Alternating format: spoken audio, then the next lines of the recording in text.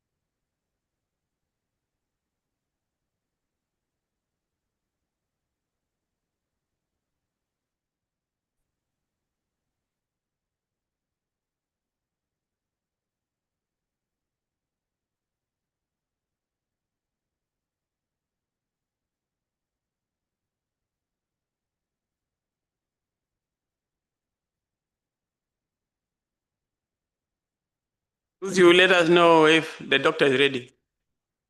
Okay. Yes, Dr. Millian, we are ready now for you. Honorable colleagues, let's continue with our meeting. Of course, you know this is a continuation. We just paused our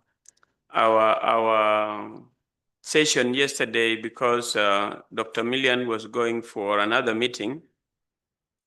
And we had a packed day yesterday and same as today. So we really appreciate your attendance and also having the interest to engage with AFSA for the good of our own region in terms of food and nutrition.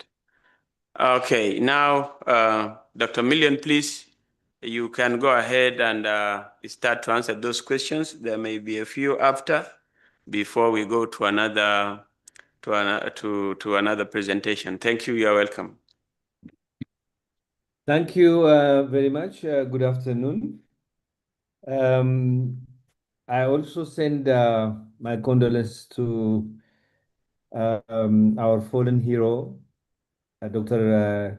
Raila Odinga. And I admired him very much he was the best person for me from, all the Kenyan politicians, I must say. But yeah, my condolences to him. Maybe you increase your voice, doctor. Yeah. Hello, hello. Do you hear me now?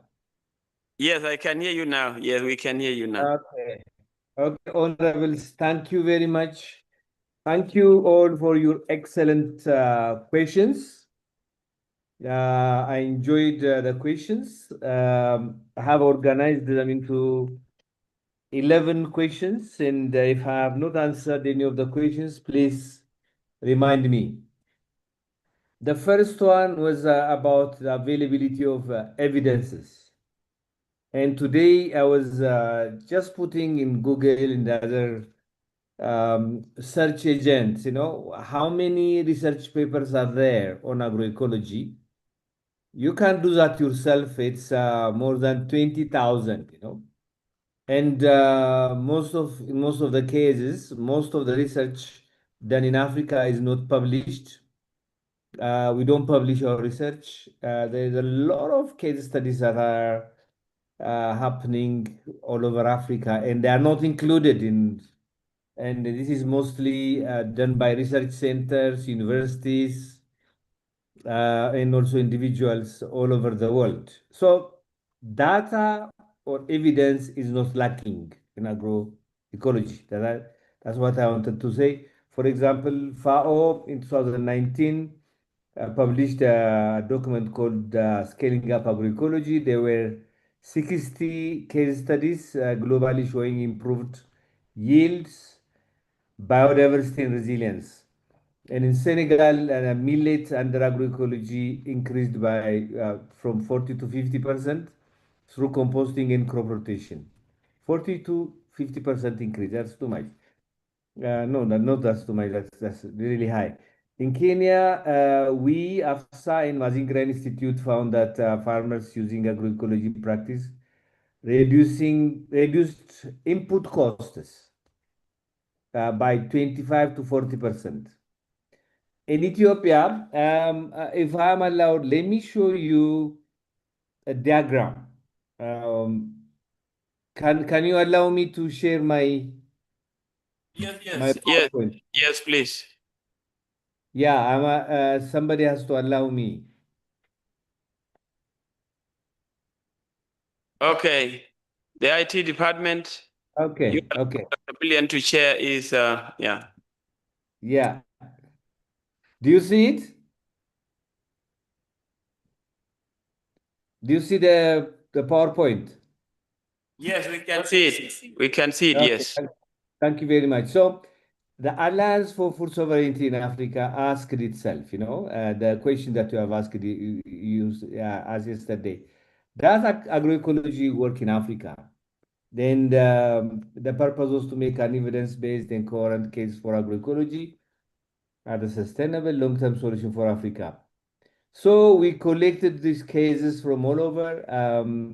If we include the recent cases, the points will double.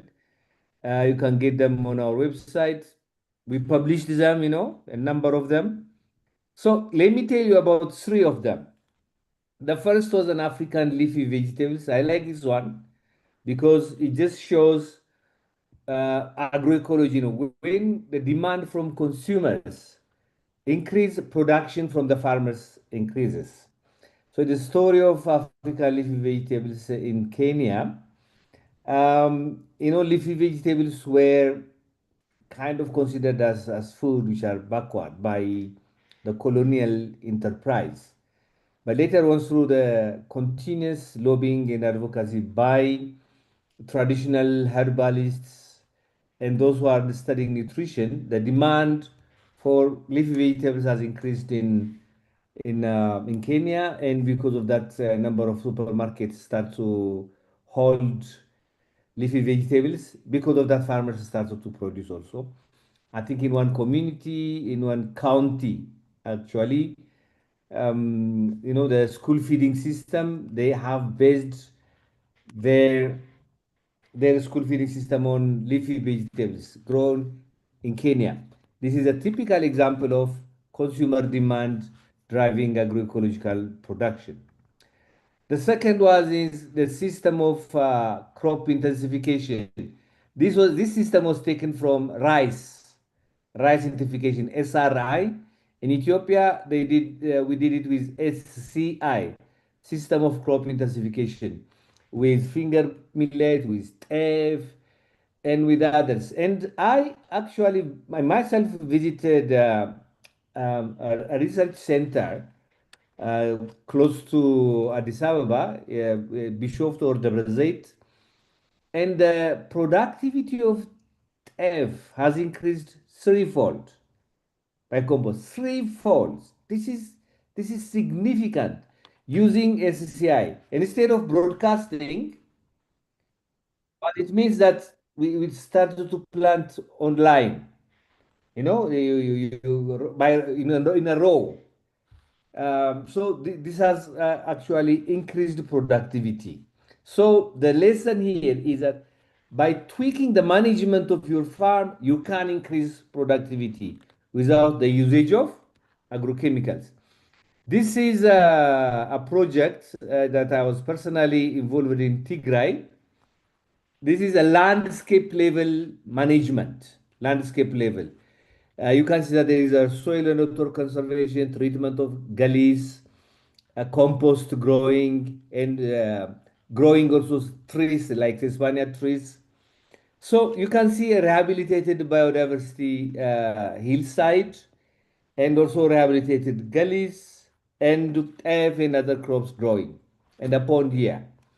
I don't know how much of you know the northern Ethiopia. It's highly degraded area, and this is really considered as a big success. So much so that the Ethiopian government has made this program a national program.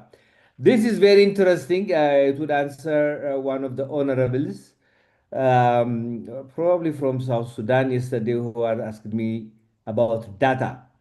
In addition to the data that I mentioned, this is this is a 15 years research over these five critically important plants, I mean crops for Ethiopia: barley, durum wheat, maize, teff, and faba bean.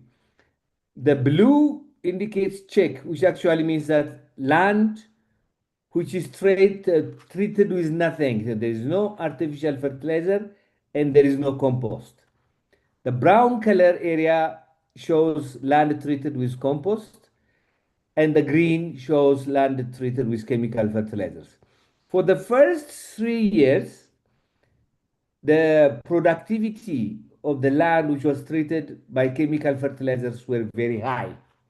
But through compost, through what we have seen through soil and water conservation, the land was treated and the soil improved. As you can see, the productivity across all the five crops is much higher on the land treated by compost. So agroecology actually works. And we have evidences for that. The second question is, can we be food sovereign with agroecology? That's a question. The answer is yes, because food sovereignty means control of everything around the farm, control of the landscape, control of agricultural inputs, control of seeds, and also planting what is culturally important for you, and control of the market also. So food sovereignty actually enables the control, and agroecology enables that because it's self-reliance through agroecology. FAO notes that 80% of global food is produced by smallholders and pastoralists. 80%. In Zimbabwe, in the chicken area, agroecological revival of traditional grains reduced food insecurity by 60%.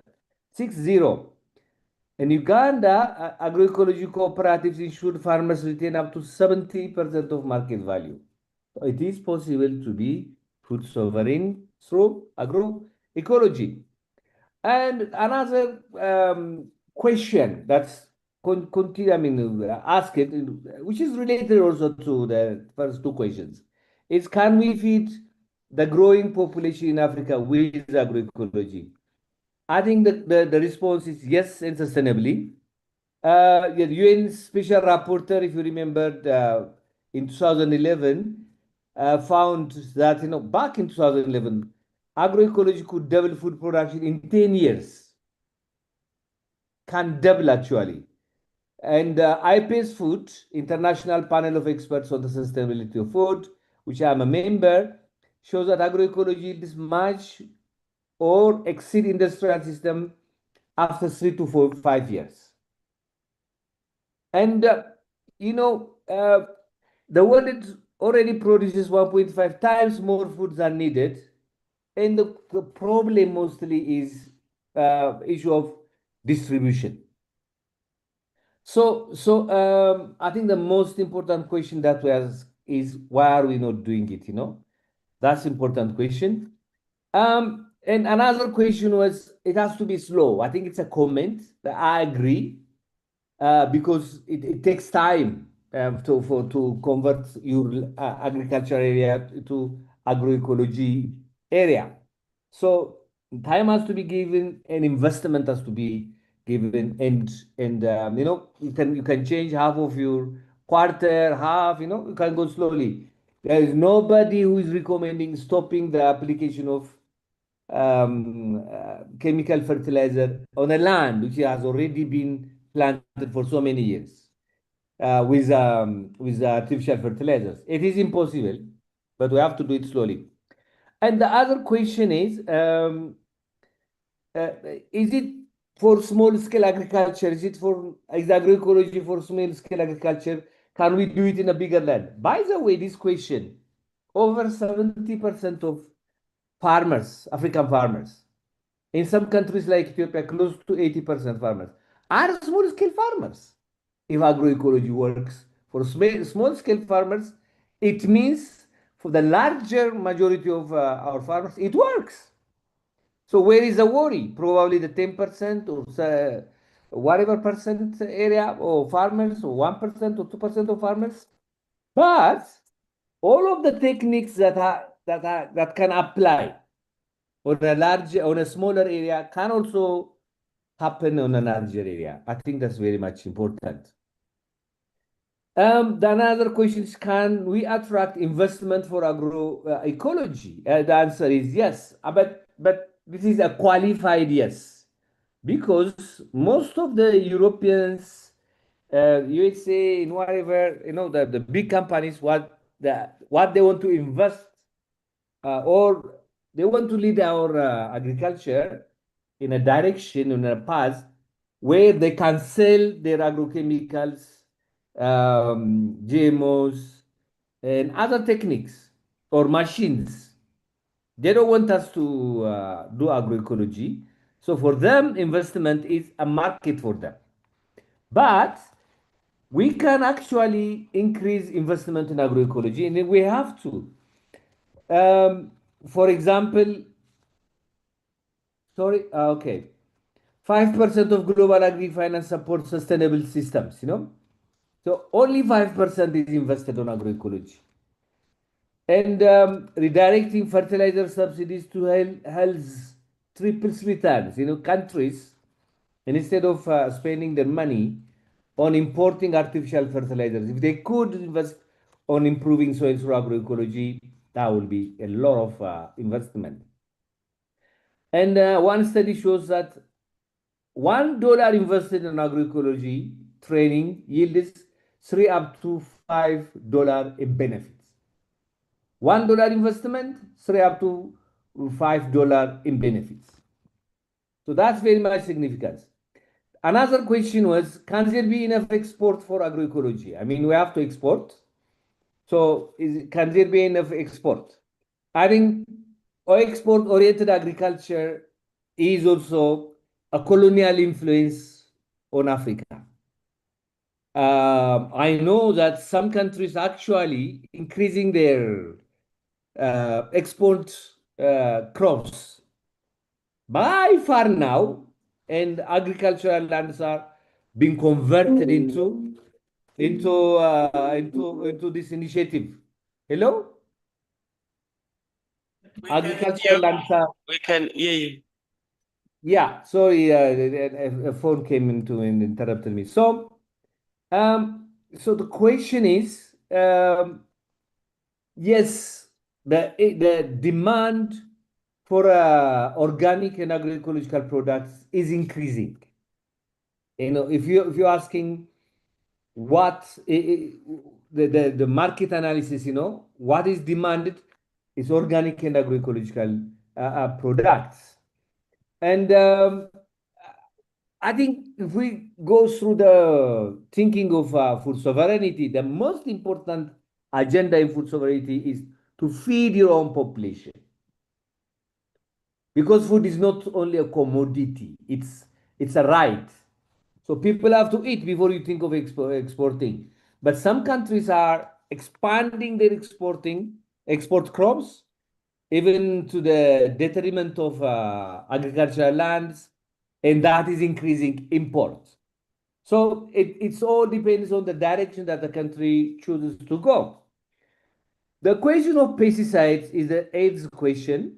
Can there be AE without pesticides? I think there was an example of a plantation, I think a mango or an avocado plantation in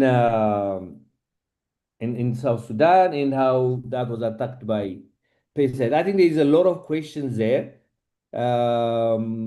Was the plantation done in mixing crops kind of environment where the danger of pests is also reduced?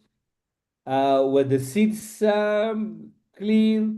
Whatever. But whatever the case is, as we say, agroecological lands, we're talking about mixed cropping, number of crops, and healthy soil. Healthy soil and mixed crops reduce the amount of pesticide infestation, and also the resilience increases resilience. But we also know that till this happens, if you plant and expect that pests may not happen, I think that that's not that may not happen. The World Bank, the African Union 2023 framework on agroecology shows growing political will. So most of the time, World Bank also follows the wish of some of our countries, but not always. But we can actually push them. And networks like AFSA, PLM, and Agroecology Coalition are leading advocacy. And the more we advocate against the World Bank and similar initiatives, I think we can you can force them to see the light. The other question is, how do we know the difference between tomatoes produced conventionally and through AE? This is about the guaranteeing system. How do we guarantee? There are two ways mostly. I think there are companies who can guarantee whether a certain product is agroecological or organic or conventional, because they can test the amount of the pesticide or chemical in it. But there is also a participatory guarantee system where the local communities guarantee the product of the area. Otherwise, as the honorable member of the legislative have said, it's very difficult. And if you bring me two tomatoes to identify, it's very difficult. The last question was, Western countries export to us even though part of their year is not productive. We in Africa have land, but are net importers. That's a good question. But I have responded to this. Africa imported 60 billion of food, despite 65 global arable land. We have the arable land, but we still import. I think, as I said previously, one of the main reasons is we are focusing on export. We export, and we need hard currency, and also we are tied up in debt. I think the statistics is 2 out of 3 African countries are in debt. Debt is systematic. They are doing it deliberately, and because of that, we have to export. Then we import food again. So the problem is much more colonial, it's a colonial legacy, which we have to address as a common, as a continent. And it's not an easy question and an issue. This is the questions that I remember. Please remind me if I have forgotten any questions.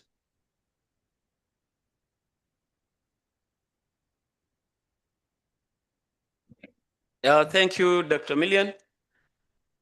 Honorable colleagues, those are 11 questions being tackled by Dr. Millian. Are there any other questions before we go to the other presentations?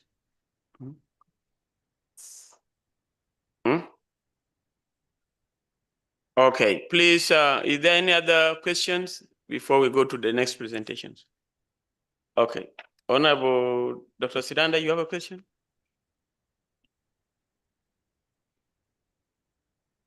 Okay, Honorable Dr. Sidanda is asking a question.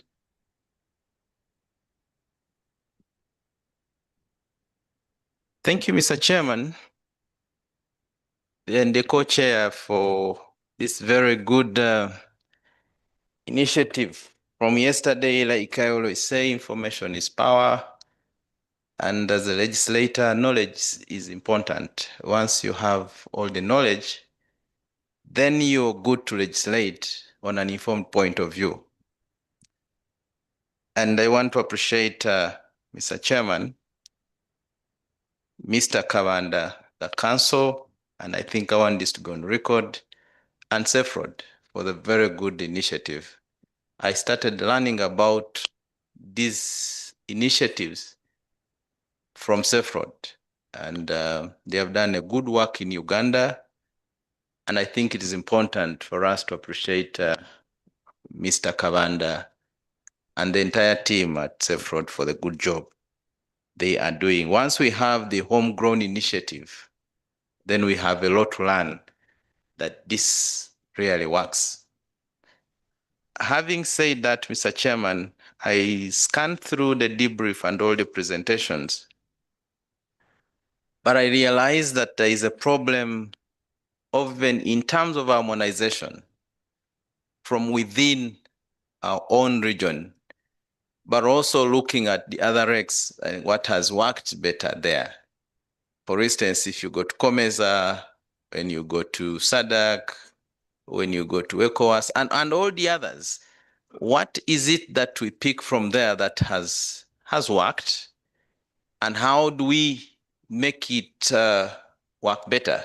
Or how are we standing as EAC? Because we might be judging ourselves, and yet actually we are standing better, and we only need to do a lot of improvement around this area. Like I always say, EAC is a people-led initiative, and whatever we do should be benefiting the people, and at a smaller cost. I agree that agroecology will be one way that we will engage our people without being very, very expensive. But you also know that we also have a limited, we are growing too much and the land is not growing.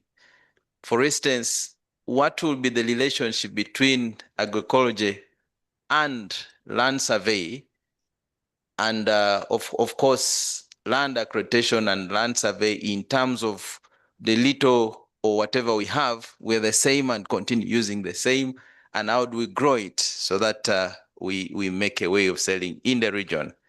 What is the policy position of EAC in terms of harmonization of within where we want to go? Is that something we would want to look at on the policy point of view, so that we have a take home, that we have a document and paper that we can waive, that will be accounted based on this document, that we will do an assessment on whether we are doing right based on this initiative and document.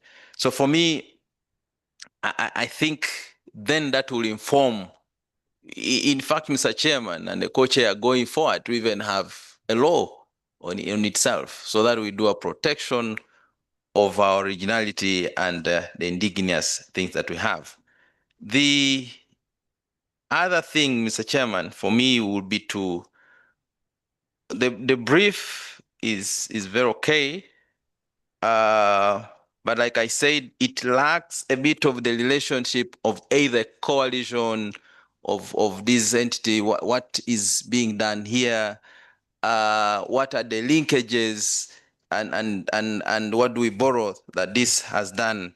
I took a note here, and I want to go through my notes as they were doing a presentation, but my comment is also from the reading of the materials that they provided to us. And of course, going forward, will be a continuous engagement, because a one-day mixer within a lot of this, you may not pick out many aspects of what you want to do a relationship. And then in terms of the cropping, have we done some survey on the local or the indigenous, for instance, on the seed, the seedlings, and do we have a type that does better in which particular soil and which particular area, and where do these things come from? So the other thing is the comprehensive the African Comprehensive Development Program, the priority area of improving rural infrastructure and trade-related capacities for market access. I think once you want to talk about trade, and specifically for the rural people, we must take ourselves on what are we doing in terms of developing the transportation, developing the infrastructure, the road sector, and a bit of those, so that it has a relationship on. Once people sell, then they can access the market through ABC, so that there are no things rotting on the sides and on the roadside. And remember, most of the people we talk about within agriculture are either the locals and people that don't have all that big capacity in terms of how they trade. And then the Agroecological, Organical, and Agricultural Strategic Plan, 2015-2025, whose outcome is the market share, okay? The quality of products that increases in terms of the national, and regional, and international market. We would want to have maybe a statistics on how are we doing in agroecological product versus the other, and in terms of the market. That helps you to say, okay, this is what it does, it has improved on this, and this is what it's doing, because the other ones are produced in a larger quantity and they can easily outcompete the sector of agroecology. It can easily, it does, because you will not have a way of even putting on the market. Whatever little you put, you cannot. So the other initiative is on the food model and nutritional security, which provides for the legislation on food market trade. There, you know that we have a problem, because we do not have like a proper law, and there will be need for legislation around that area on food and trade. How do we do that? So I do not want to be the only speaker, but you know that this is an area that requires a bit of the Point of order. Mr. Chairman, I beg. Point of order. You have given a lecture more than Dr. Million. Okay. No, I want to appreciate and get, if I get information in that area, then it helps. But I want to appreciate the presenters for this good initiative. Thank you, Honorable Dr. Siranda Black. I think Dr. Million have had that question to boil down to how we can multiply indigenous seeds and how we can distribute them. And again, how can we ensure that we produce sufficient of our organic seeds? And then there are statistics in terms of research in the market. What is the market term of market value of our indigenous seeds versus the other modified seeds? Then the question, we need at least two questions or that one, then we can go to there are presentations which are done by states, by members of AFSA from independent countries, partner states, so at least 4, but they will do them 10 minutes each. And then we now go to the highlights of the frameworks policies, which are in EAC, that we will do with Honorable Francine to show them where our things are anchored. And then we see if there are gaps that the AFSA would recommend. So that is the next thing. So maybe briefly, Dr. Million, you can answer those questions by Dr. Blacks, then we can go ahead. Thank you very much, Honorable. Very important question. An agenda which is close to my heart. I think this also speaks to the orientation, the development model that we are following. Do we give the value that is needed or required to our own seeds? It's a very, very important question. Nobody is romanticizing African seeds. They need to be enhanced, not necessarily in a hybrid format or whatever. So our farmers and breeders can work together in a participatory breeding program, and they can multiply indigenous seeds. I personally know an initiative in Ethiopia which was very, very successful. So farmers and breeders can work together to bulk the amount to create, I mean, not create, but to enhance the seeds, the productivity of seeds, and bulk them and distribute them. Problem is focus now in most African countries, in East Africa included, is on hybrid seeds, on improved seeds. The word improved is a very dangerous word because it implies that the farmers' seeds are not improved. But the fact is our farmers' seeds are improved, you know. They were improving the seeds for thousands of years up to now. And the market value of our seeds is can be so high. I think Bridget from one time Bridget from AFSA, she's a second person in AFSA, called me and told me a story that a farmer in Uganda wanted to plant local varieties of maize, and it was very, very difficult for him to get. So he had to ask her, and she had to look, I mean, ask people around, and to finally get him a little amount of seeds. So the seeds are eroded, and this is done deliberately also, so that we reach at a point where we can use only hybrid seeds, and we become market. So I think the honorables, you have very, very critical responsibility. Our future is in our seats, not in the seats of others. When they control our seats, then they control our food and they control us. It's a further amount of control. So let me stop here, and again, thank you very much for the opportunity. Thank you, Doctor.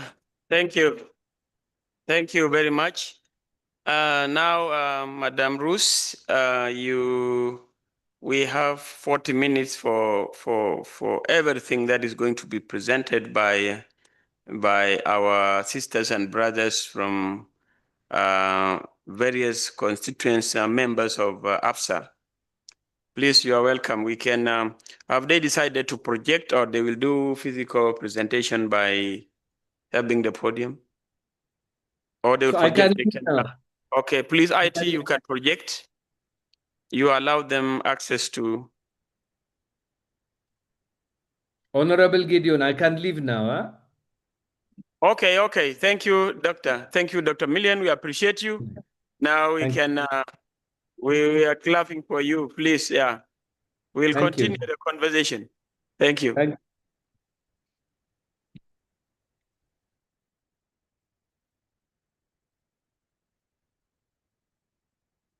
So you will introduce your constituent member organization of AFSA and yourself, and where the study or the experience is coming from.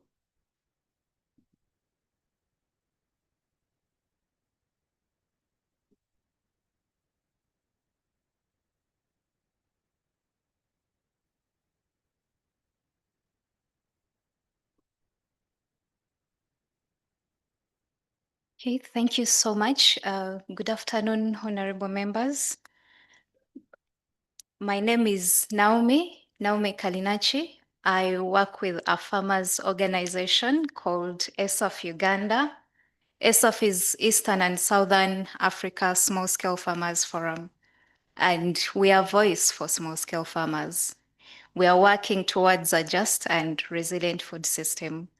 And so my presentation today, it's a follow-up on the presentations we had yesterday from Africa, but this is now on a Ugandan side. So after we had the study released, we thought it would be important to have country follow-up meetings where we engage different stakeholders still on the matters of intra-EAC agroecological trade. So why did we opt to go for a national multi-stakeholder engagement? We wanted to create a platform for the different actors to share their experiences, for the traders to share challenges they face, but also bring together ministry agencies to also have a feel. Okay. I'm not sure if I can enlarge them now when I'm projecting. Okay, my apologies. I think the font is small for most of us, and I may not be able to enlarge them when I'm projecting right now. Yeah, but like I was saying, we also wanted to bring ministry people to have to touch base with the small-scale farmers, with the small-scale traders, with officers from the border points, and just have a dialogue to try and understand each other, because there are always a lot of miscommunication amongst partners. So bringing them into the same room helps us to clear some of the misconceptions, but also identify new issues that rarely make it to the top management. So for our national meeting, we visited 2 markets in Busia, Ugandan side, and then the Busia Kenyan side. So what did we find out from these 2 markets? The biggest issue was poor post-harvest management, especially on the Ugandan side. Even as the government of Uganda went ahead to put up structures to support this trade, the traders dealing in produce actually still have a hard time in accessing this facility. And this is because the level that was designated for these producers is on the 3rd floor. So you can imagine if they have to carry 100 kgs of maize or beans to the 3rd floor, how hectic it would be.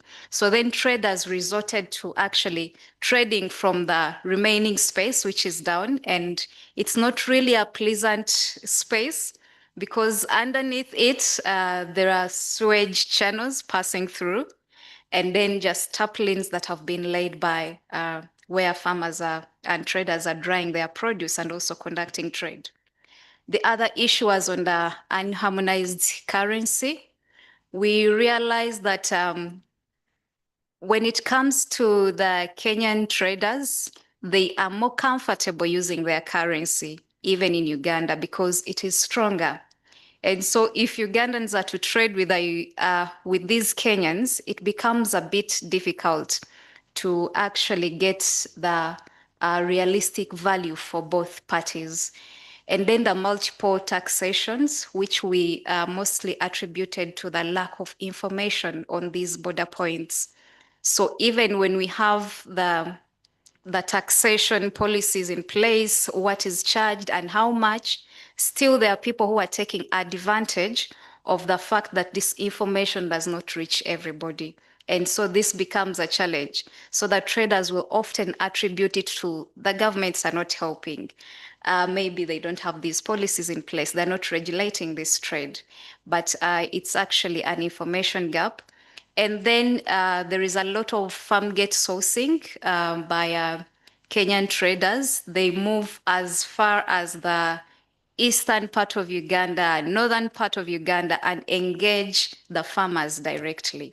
So where does this leave the Ugandan traders? They can no longer reach these farmers, because when people from other countries come in, they're offering actually better prices. And they're going as far as the farms. So they are buying things right away from the farms.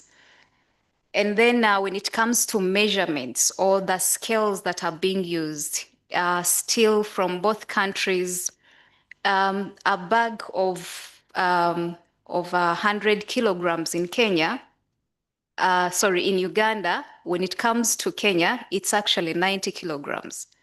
So you find that Ugandans feel they are cheated, so they can't sell their 100 bags for 90 kilograms. And the Kenyans will also feel the same way. They're like, no, this is 90, not 100.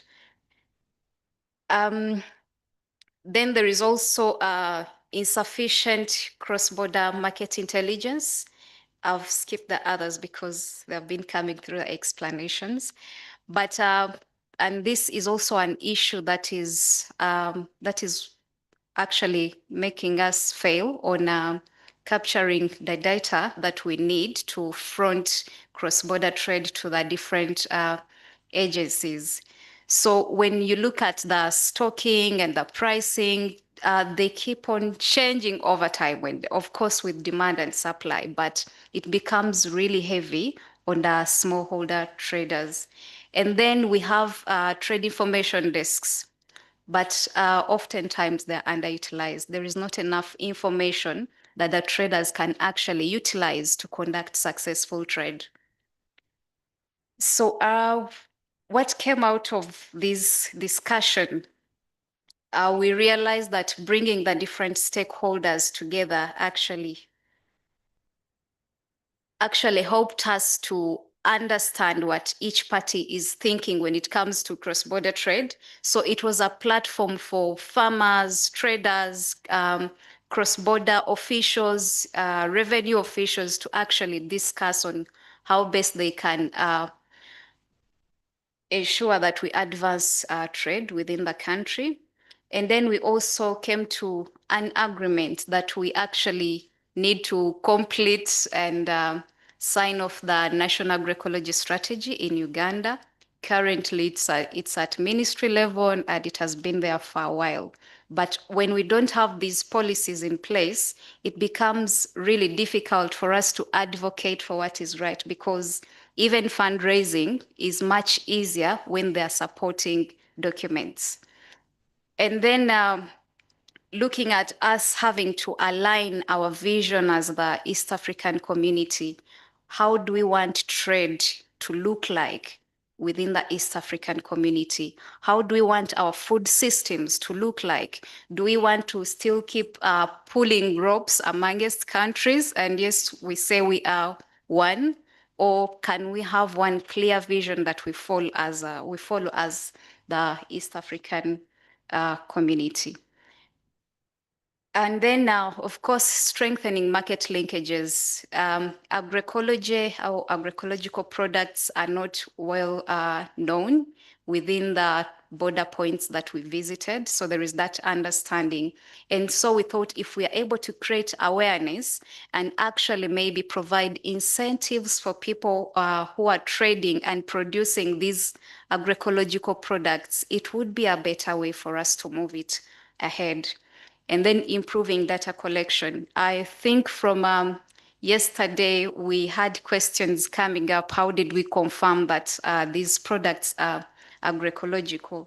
And still, this goes back to us. If we don't have policies that would support us to actually collect this data, we need to station people at the border points to help us collect data on these products that are crossing to other countries, so that when we meet in such spaces, we know that our governments have supported us to come up with this data. And so it becomes much easier for all of us to push the agenda because we have a baseline. And then unifying policy framework to support agroecology market access within the EAC. Sorry, I'll just continue. That is also an issue that we need to work on as the East African community. And then also working on harmonizing our currency, really. It has been an issue for a long time. I've heard of it since I was in high school or lower primary schools. But I'm just wondering, why is it not moving? What could be the challenge? Which I think we really need to address, so that some of these issues of us not being able to trust each other with our currencies are actually dealt with. Thank you so much for your attention. Thank you very much, Naomi, for a brief but precise presentation. let's go with the second. The second one is the following. Because you have Kenya, you have Tanzania and Rwanda, so we follow that order.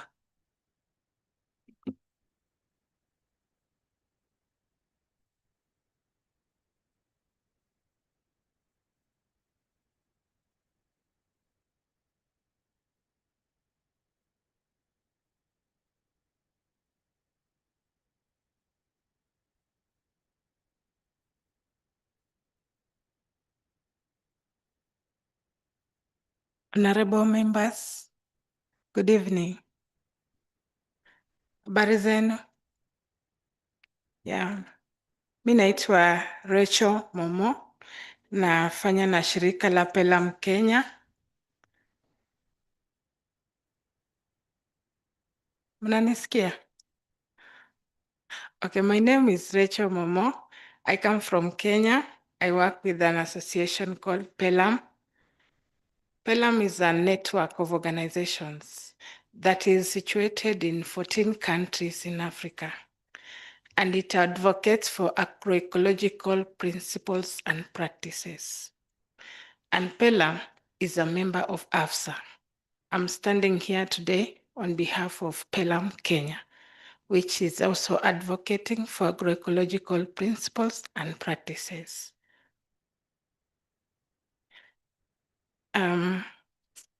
We had a national multi-stakeholder meeting on intra-trade in agroecological produces in Nakuru on 26th and 27th of August. And there were a number of issues that were able to establish. But first of all, I would like to share briefly as what we can call a success story concerning one of the members that we visited, a farm in Joro, Nakuru County.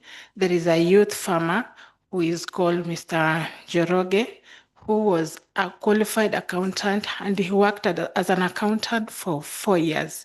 Then he believed that this thing is not taking him anywhere. Then he came down, heard about agroecology. He decided to become a farmer. He has converted his entire land. He has employed his father, mother, sisters, and all the brothers to work in the farm because it's really turning their lives around. So we were invited there to go and do our field visit so that they can be able to teach other young farmers so that they can be able to understand the importance of agroecology. Now, we were able to understand that he has really been innovative. He's really applying innovative agroecological practices so that he can be able to maximize productivity and use of the limited space that he has. He is doing apiculture. Apiculture is keeping of bees. He is also doing azolla. We also have black soldier fly. He's doing a lot of African leafy vegetables. He's doing agroforestry in like 2 acres of land. So he feels like this one has really turned around his financial situation. He has been able to create more farmers, and is training more farmers in that capacity. A number of 180 women and young girls, especially the youths, have embraced that agroecological practice in the area. They are being supported by microfinance organizations and also cooperatives, where they are doing it together, and they believe that that is the way to go. So we were able to understand the processes and feel like this is what we need to do, because there are so many young youths, they are really looking for jobs, employment out here, they are not able to find it. And because they're looking at the nutritional aspects, and they also want to have the important type of food that they put on the table. They say that what you eat is who you are. At the moment, I know most of us here, we believe in quality food. And some of us can travel a long journey to go and look for this, what we call organic foods, so that we can be able to put up with healthy living. We were able to have farmers from Busia County uniting with farmers in Nakuru County. So they were exchanging their produce and learning new processes and the procedures on how they can be able to exchange ideas. There is a farm and also a market strictly on organic products. It is called the Earth Market, situated in Nakuru, near Njoro campus. You go there, you only find organic products, whereby there is a procedure that you must be able to trace your product from the farmer to the market. That is where we feel like now, if we can be able to put our abilities together and support the harmonizations of the policies that we are here to request and put our request forward, it can be able to take us to better places. So we were able to come up with some key issues. Number one, like my colleague has already mentioned, I might not be able to talk about it in many words, but I'd like to talk about the markets. We find that the consumers are struggling to distinguish between organic and agroecology products, which eventually will affect the pricing. When you don't know the difference between organic products and agroecological products, we also have conventional products. So that's where the challenge comes in the market. As a farmer or a small scale trader, you might not be able to put a pricing on your product. We also know that knowledge management and dissemination of information, there is lack of awareness on agroecological products.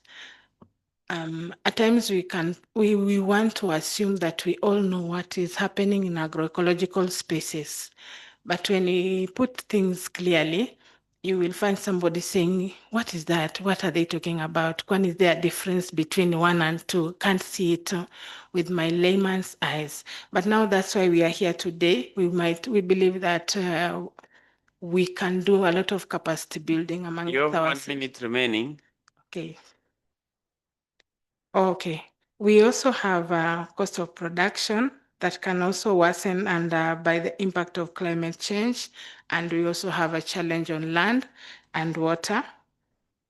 There is also something that we came up with that it was very important. There was need for data on agroecological products that are traded across the borders.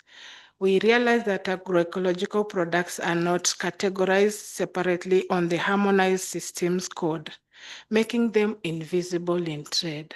So our request is that if we don't have how we can be able to harmonize agroecological products, it becomes very difficult for us to integrate data, and that one will limit the targeted policies and actions, and also will challenge us when we are trying to source for resources during the planning and budgeting.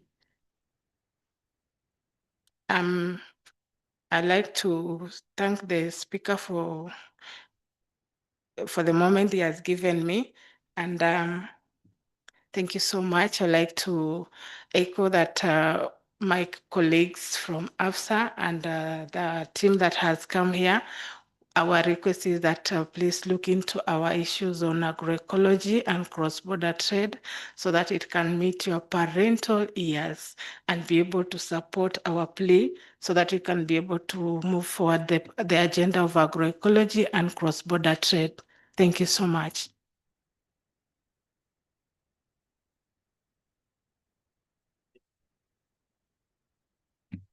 The next presenter from Tanzania, from Jiro here.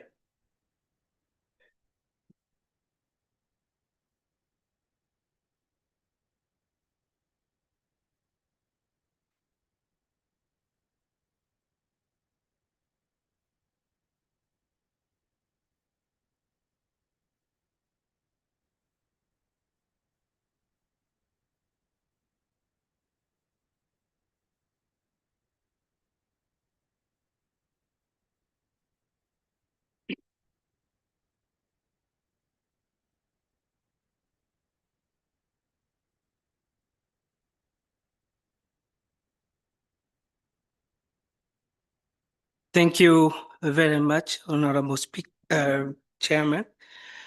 I will share our experience as a farmer organization in Tanzania.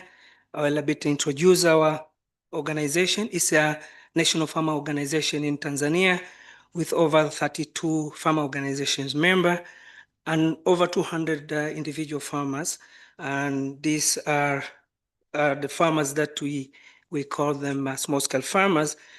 And we are a member of AFSA as well as World Rural Forum. And one of our objectives is agroecological interventions. So we are talking of ecological farming, and we mean telling this because we have fact that where in the world, 1 among 3 of the people are suffering of malnutrition. And today, when we are talking, over 690 million are in hunger. And as you know, during the COVID-19, it is also projected that the population will grow up to 132 million. And we are already seeing the problem with malnutrition to the kids. So Shiwakuta have been doing different studies, and one of the studies was actually showing how many small-scale farmers are producing using the farmer managed seed system, and we saw that it's more than 80% of the farmers are using the local seeds that we are saying is farmer managed seed system. For the nutrition value, we have also conducted studies, and these studies are giving us a very good information about nutrition. I'm here sampling the maize that we recently did a study, and we saw the nutrition compounds that could not really thought it is in a maize, like zinc, vitamin A, in local varieties that we have copper, magnesium, which are also really rare to the maize that we are using from the hybrid. And that's why in the hybrid you are doing fortification. So there are different interventions that we do, and one of the intervention is sensitization and training of the farmers on agroecological principles and practices, training also entrepreneurs and mentorship on agroecological business. And this is very important because they are doing that, but then they need also skills. We are also supporting processing of agroecological products, and including branding, marketing, specifically on agroecological products. We are also linking our SMEs to different markets and market information as well, while we are also demonstrating in different farmer centers and linking to the studies that we are doing. We have been also organizing interventions that are linked to efforts of transforming our farming to agroecology, including studies, as I already said, and our partner, and we are a member of AFSA, is also doing this study. And yesterday we also heard about cross-border studies. We have been also discussing this matter with farmers and stakeholders, as well as raising awareness from farmers, consumers, as well as to the duty bearers. We have been using different exhibitions. For example, in Tanzania, we have Nane Nane, in Arusha, Dodoma, and in different advocacy avenues that at least agroecological farming is the way to go. And we are also demonstrating. As I told, there are also entrepreneurs who are capacitated, but they are also supported to really showcase that agroecological products, they can be really sold and in the business. We have been engaging in the meetings like this, for example, meeting with the government of Tanzania and Parliament of Tanzania, advocating to make sure that our policy and environment around policy frameworks are also supporting agroecological interventions. And we are not working alone. We are working with a seed working group, over 30 member organizations where we we are working together and at least to see how we move on this agenda. But the activities are in different. Advocacy is one, but then showcasing and exchange of the seeds is also done, as well as farmer community banks are also organized in different villages and different also farmer groups. There are also agroecological hubs and agroecological research forums. These are supporting the movement by giving the fact using research. And this is all over Tanzania. As I said, the advocacy interventions are also helping us to analyze the give facts and also to select some of the issues to take over from the different stakeholders, including parliamentary committees in a different level from to the region. So we have been getting some results, and this the impact that we are seeing. And one is now government is also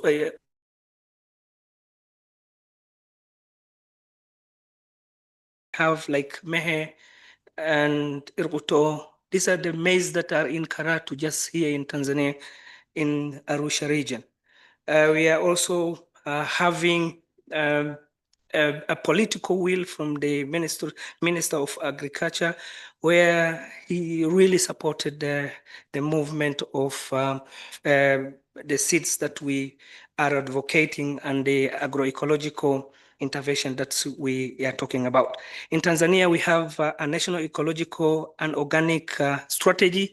This is also supporting the movement. In this case, we are not working out of the space, but then using the documents that are already organized in collaboration with the government. And having different platforms like agroecological hubs, seed working group, and research forums. This is also helping us to make sure that, okay, the things are moving. We are having also a different community seed banks, which are also keeping us more informed. Thank you very much, Mr. Chairman.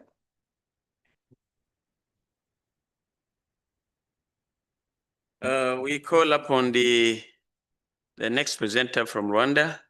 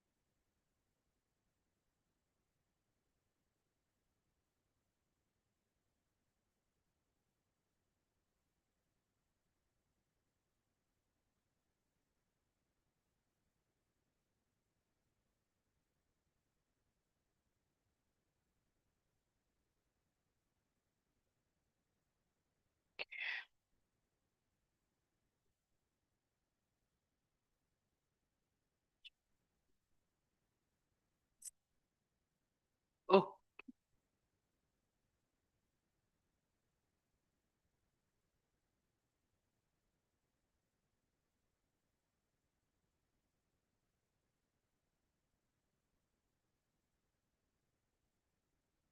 And someone.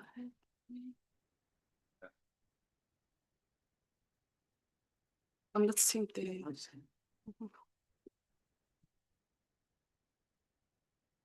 I don't have a slideshow here. I think you can have somewhere.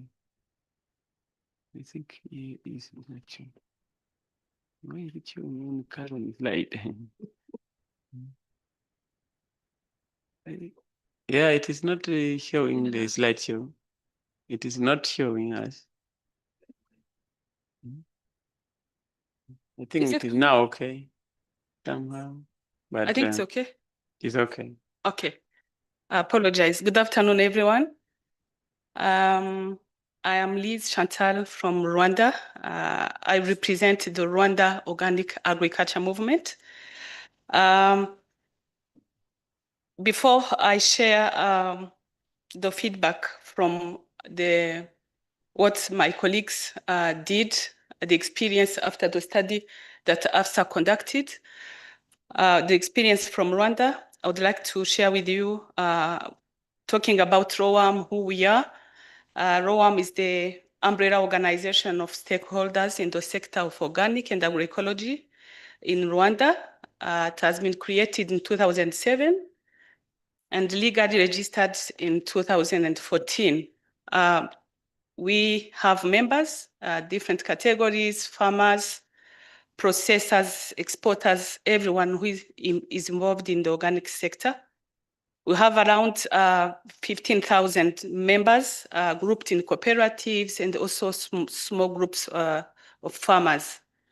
When we talk about organic, we differentiate the products by those who are exporting certified using what we call a third-party certification, but also we are working with small-scale farmers for local market using what we call participatory guarantee system, PGS. So ROAM, our work is mostly about advocacy so that we can have enabling environment supporting in the agroecology and organic in Rwanda. We do also a lot of work related to building capacity of our farmers so that they can increase production, but also comply with what the market requires. As you can see on these pictures, these are photos of training of farmers so that we can try to find solutions instead of relying on external support. Making compost? Yes, we are training them to make compost. You can see the process until they have the final one, the heap compost. And it is really working. We do also a lot of work related to raising awareness to consumers on the benefits, healthy benefits, but also for the farmers to get benefits from the work they do. We do our work by organizing different events. As you can see, we have events related to seeds. We have a campaign we call My Seed, My Heritage. So where we bring our farmers to try to exhibit the seeds we are no longer seeing, which are disappearing. But also we are trying to bring our farmers from rural areas to Kigali so that they can meet their consumers. We call those campaigns Meet the Farmer, Know the Source. Many people in Kigali, they don't know the source of the food they are eating. What is good is that each time we try to organize this event, we saw the food, the product they bring, they are really consumed or bought in less than 2 hours, which means that people in Kigali now, they are conscious about the food they eat. We also do our work related to market development on PGS using what we call PGS, Participatory Guarantee System, but also we support those who are exporting third-party certification to meet the market requirement, which means standards. Those who are exporting to Europe, we have now the new EU regulation, which is a headache for farmers to comply with. Also, those who are exporting to America or Japan, there are standards farmers have to comply with. Honorable members, the reason we are here is that we can advocate for those farmers. They really struggle to do the work they do. But most of the good food we produce, the organic food, is exported. At the same time, the countries which are buying our good products, in the case of Rwanda, The coffee and tea are the main products exported, are the ones who are selling the chemical fertilizers and other pesticides that are coming to kill our soils, but also to kill our people. In this picture, you can see Honorable Francoise. On this picture, we took this photo during our agroecology symposium in July. This is a photo of one group of farmers growing vegetables in organic way, and they are really nice. The productivity is high, and the quality is also good. So didn't want to spend much time, but I find it's really important for us when we talk about agroecology, organic, and other concepts. What does it mean? Sometimes it creates confusion because people don't get an understanding. This slide is about what is in and what is out. Sustainable agriculture is the first one, the big concept we have. And under this sustainable agriculture is where we have agroecology as also a concept, a big concept, where what we do, we are under this big concept. And other agroecology is where we have organic agriculture. Up to now, the organic agriculture is the one which has standards. Yeah, we have standards. That's why it's easy when people want to pursue any market, they follow those standards. And we have also the other concept, the conservation agriculture. We can see there is a part under agroecology, but also we have another part outside agroecology because they allow the use of chemical fertilizers, even if it's minimized. We have also the permaculture, regenerative, biodynamic, and others. Yeah, I think this was just to share with you so that you can have an understanding of what you are talking about. Coming back to the study conducted and the experience to Rwanda, we were able to organize a meeting as others did in other countries.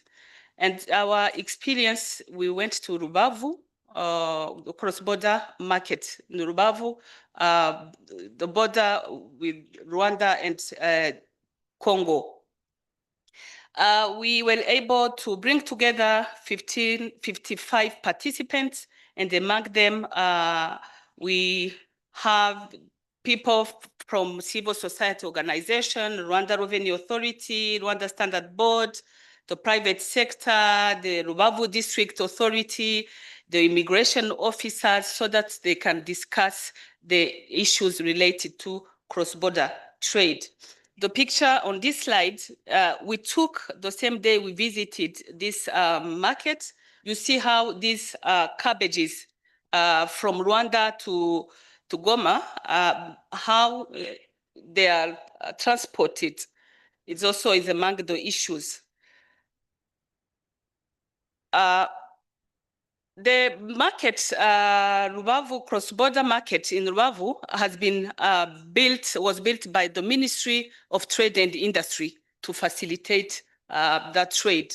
And we came to learn that every day, 300,000 people cross that border every day, which means there is a lot to do happening there. So among the challenges we were able to discuss with people, from that meeting was the issue related to cold rooms to preserve the perishable products, the fruits and vegetables. Also, there was an issue related to availability of early childhood development centers, as a big number of those traders were women. Also, there was an issue of handling waste. Yeah, as you can see on these photos. Also, the mode of transport, but also most importantly, the information about agroecology and the organic, either for traders, farmers, and policymakers, consumers, is still limited. But also our traders, we are working in isolation, they are not working together which make their work very hard. Also, they identified the issue related of not having contracts between traders, which sometimes cause cases related to robbing and not paying back. The traders, as they source products from different traders, we cannot assume that the products they are selling are agroecological produced. Also, that was another issue.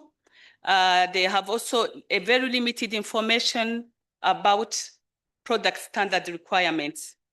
Also, the security issue between the two countries also was part of the issues, and the information about policy requirement. So what's our requirement or way forward? We found it's very important to establish an assurance system for agroecological grown products along the value chain from the farm up to the market so that we can remove that confusion. Also, there is a need of reinforcing the capacity building along the value chain, but also we need a policy. Whatever we are doing, if there is no policy guiding, it makes the work very hard. And the issues related to certification, quality standards at regional level also is a big challenge. The issue of not having data and documenting the success stories of what good work which is happening, because there are so big good things happening. And finally, the issue related to infrastructure, the storage, the transport, and value addition. We cannot move any way far regarding the trade if we don't look at it, the issue related to processing, packaging, and the labeling of our products. Yeah, I can stop here. But also I have another slide that can share with members later. I'm not going to present it, related about the PGA, the Participatory Guarantee System, as the solution we are suggesting to boost the trade, the quality assurance, which is locally done by farmers, but it has rules to follow, and we think it can make release the burden of certifying cost, which is very heavy for farmers. Thank you for your attention.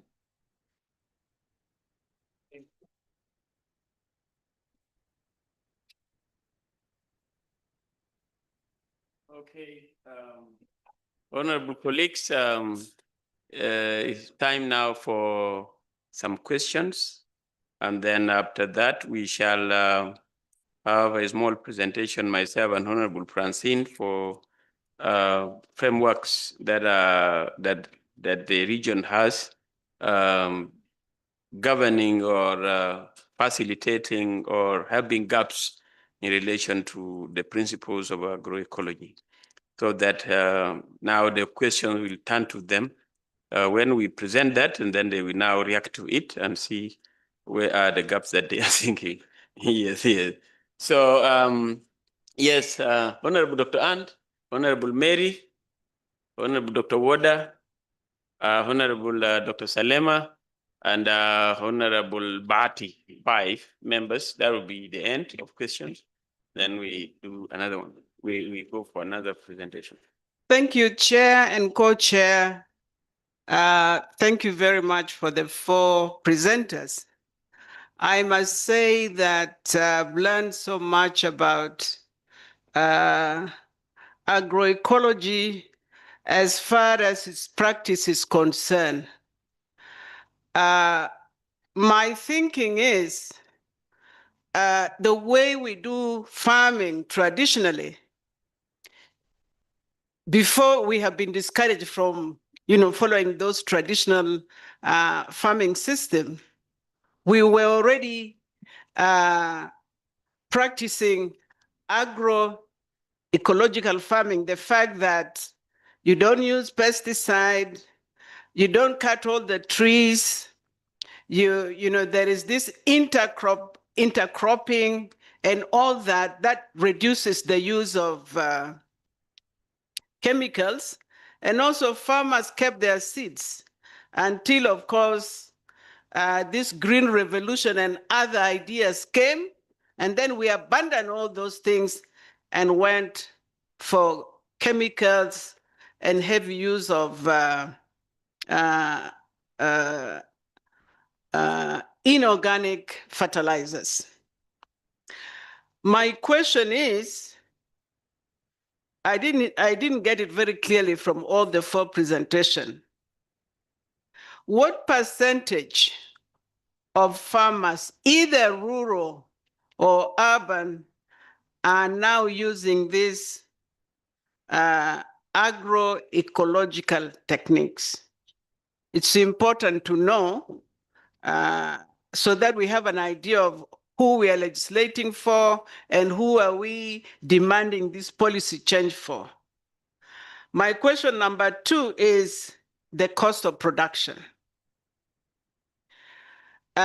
We know that currently, whether we like it or not, half of the farmers have started using either, and if you go to actually agriculture input shops, you'll find hybrids, you'll find improved seeds, but tons and tons of fertilizers and pesticides. And according to them, it reduces diseases and pests, but also boosts production. Now, when people do apply this agroecological farming system, what is the comparison in terms of production and cost? Because my experience is a lot of farmers have abandoned farming in the rural areas and have come to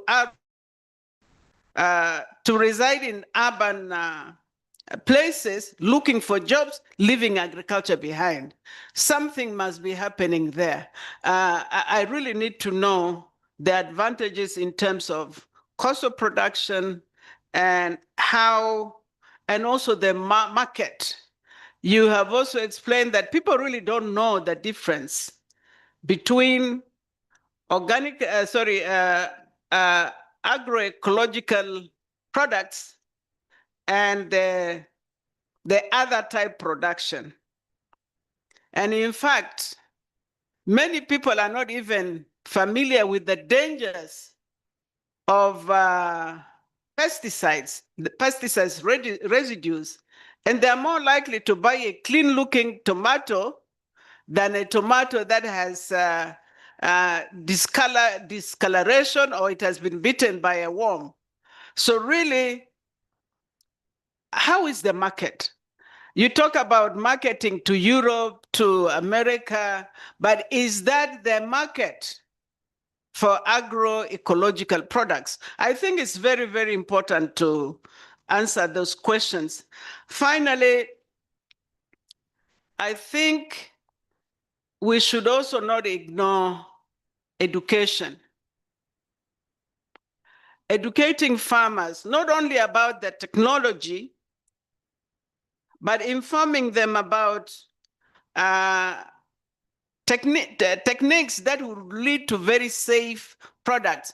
For example, if a farmer in the village doesn't dry maize well, it may have been produced under agroecologically sound production system.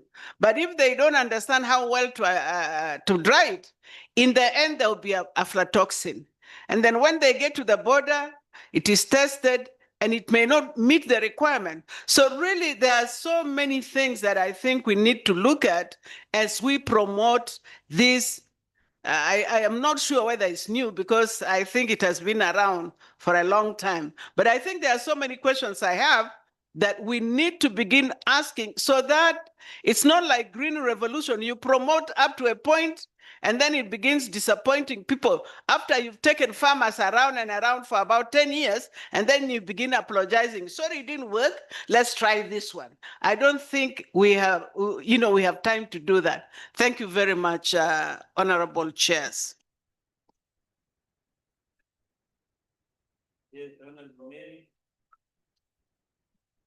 Thank you, Chair. Chair, first of all, let me start by really appreciating and thanking our presenters, people who have taken time to educate us even more about agroecology. This is not the first time I have heard about it. As an EALA member, we had a good opportunity in Mukono, where we even visited farms when we were last in Uganda for a meeting. And thanks to our chair then, Honorable Francois. Really, really good, not only theory, but in practice. We visited the gardens. We got so impressed. And some of us, from there, we decided we are going to practice it on our farms. I have heard the Honorable Garang, Dr. Garang, talking about his experience, what he did after that workshop. I did the same. Went home and decided now I'm going to go back to the basics.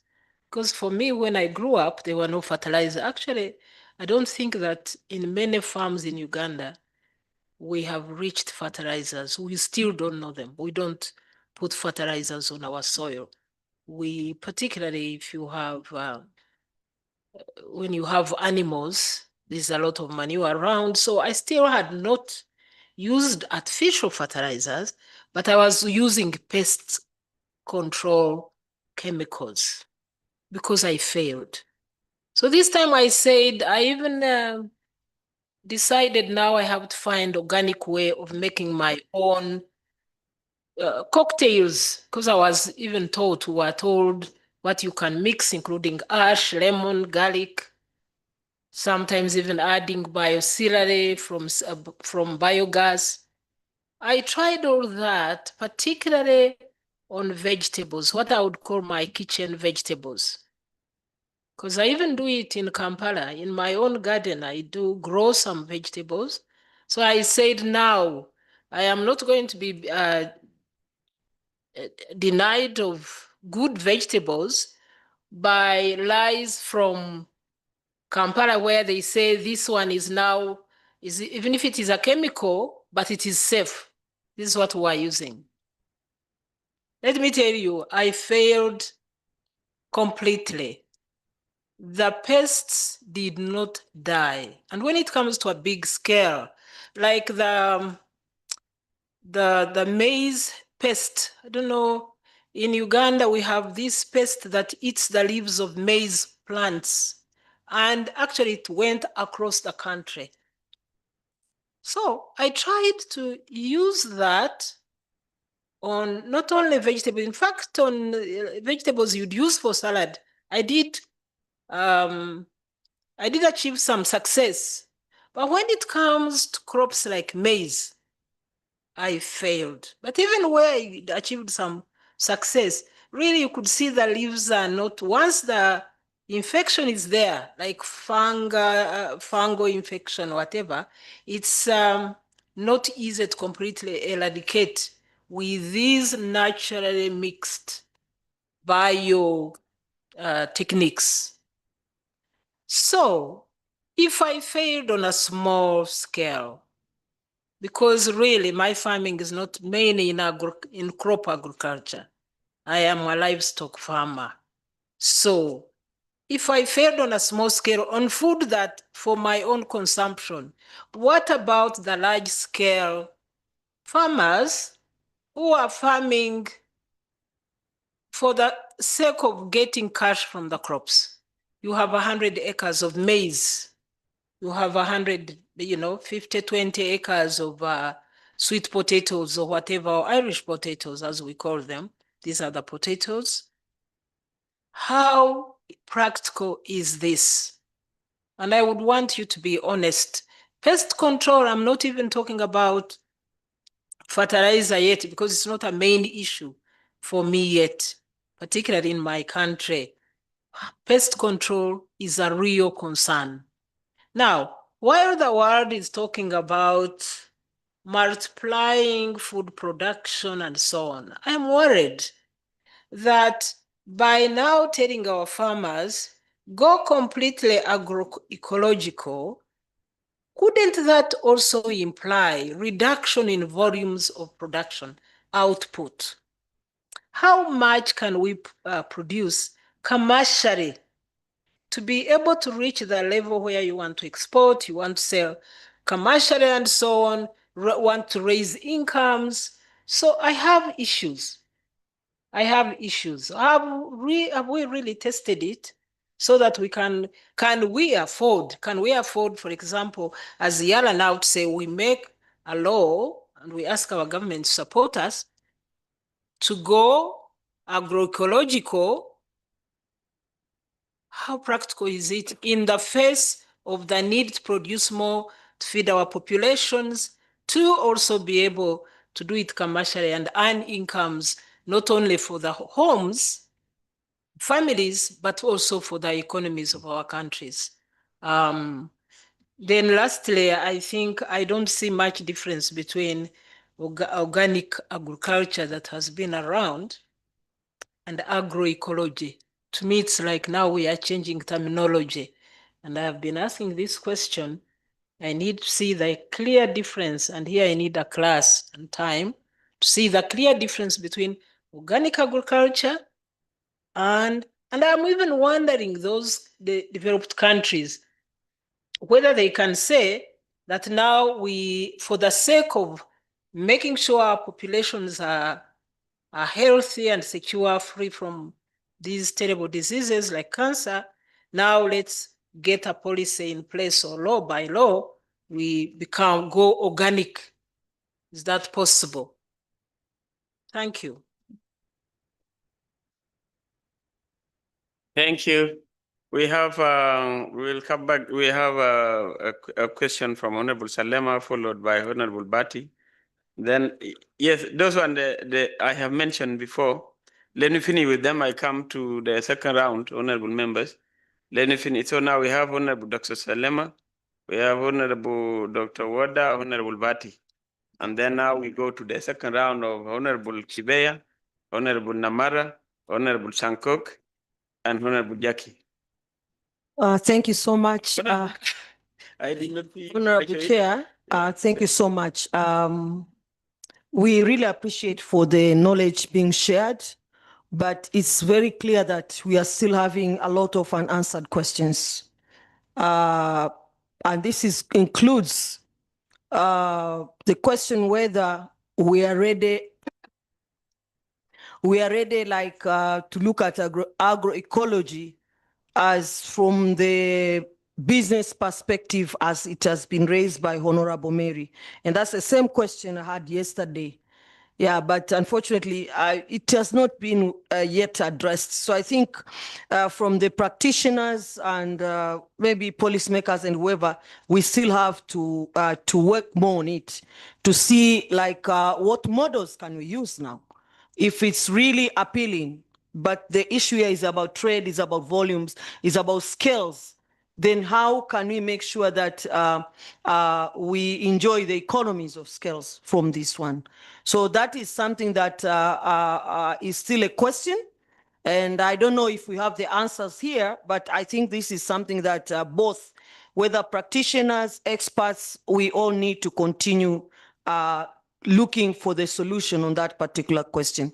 So based on presentations that we had yesterday and today, I just have, this is my observation, that is currently agroecology,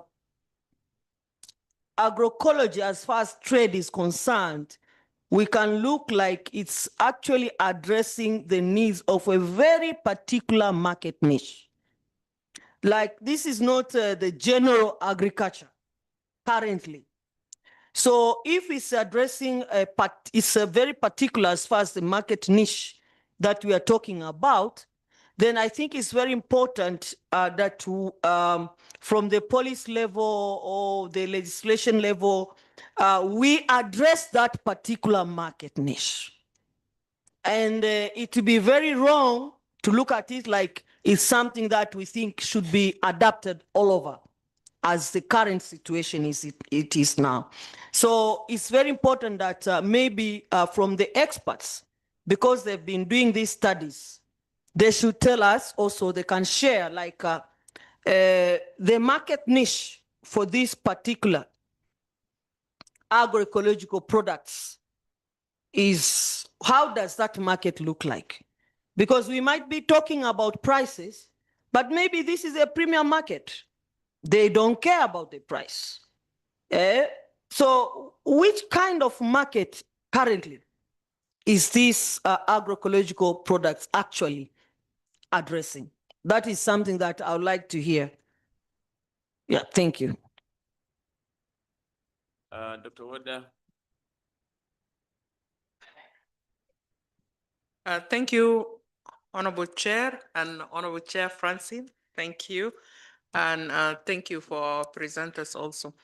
Yesterday, I've asked a question which is not different from the other colleagues about how large can the agroecological farms be, and if there are examples, because what I know from agroecology is it a community-based farming which protect the ecosystem, and mainly it's made for household and small farms. So we still wanted to know how large can it be and how can we enhance it. And by the way, happy International World Food Day.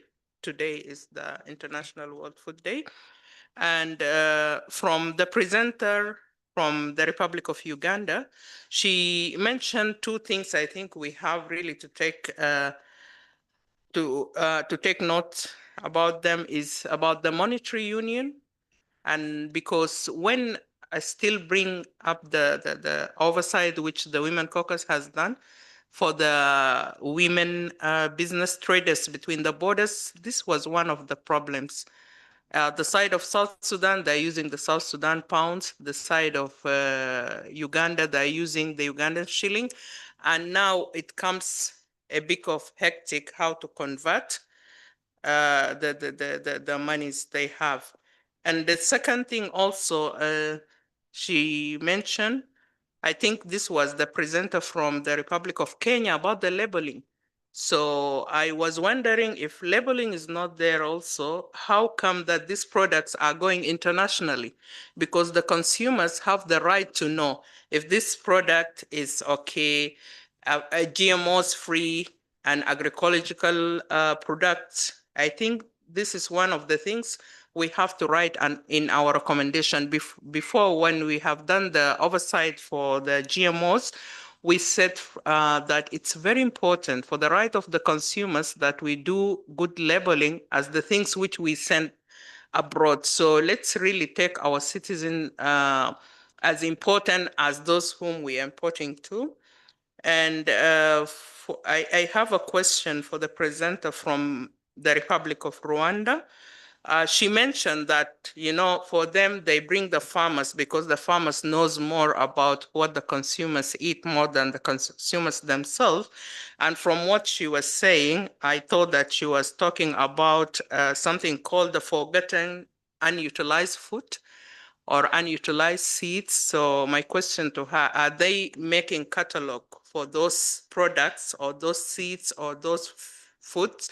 Because the FAO has a very big catalog of some of these forgotten unutilized food, forgotten unutilized seeds, which I think we as Agriculture Committee can take benefit and advantage of that, so that some of our places which they don't have sufficient food, because we know that most of the African countries are suffering from food insufficiency, especially it comes to what East Africa. It's very shameful that most of those countries fall in the East African countries.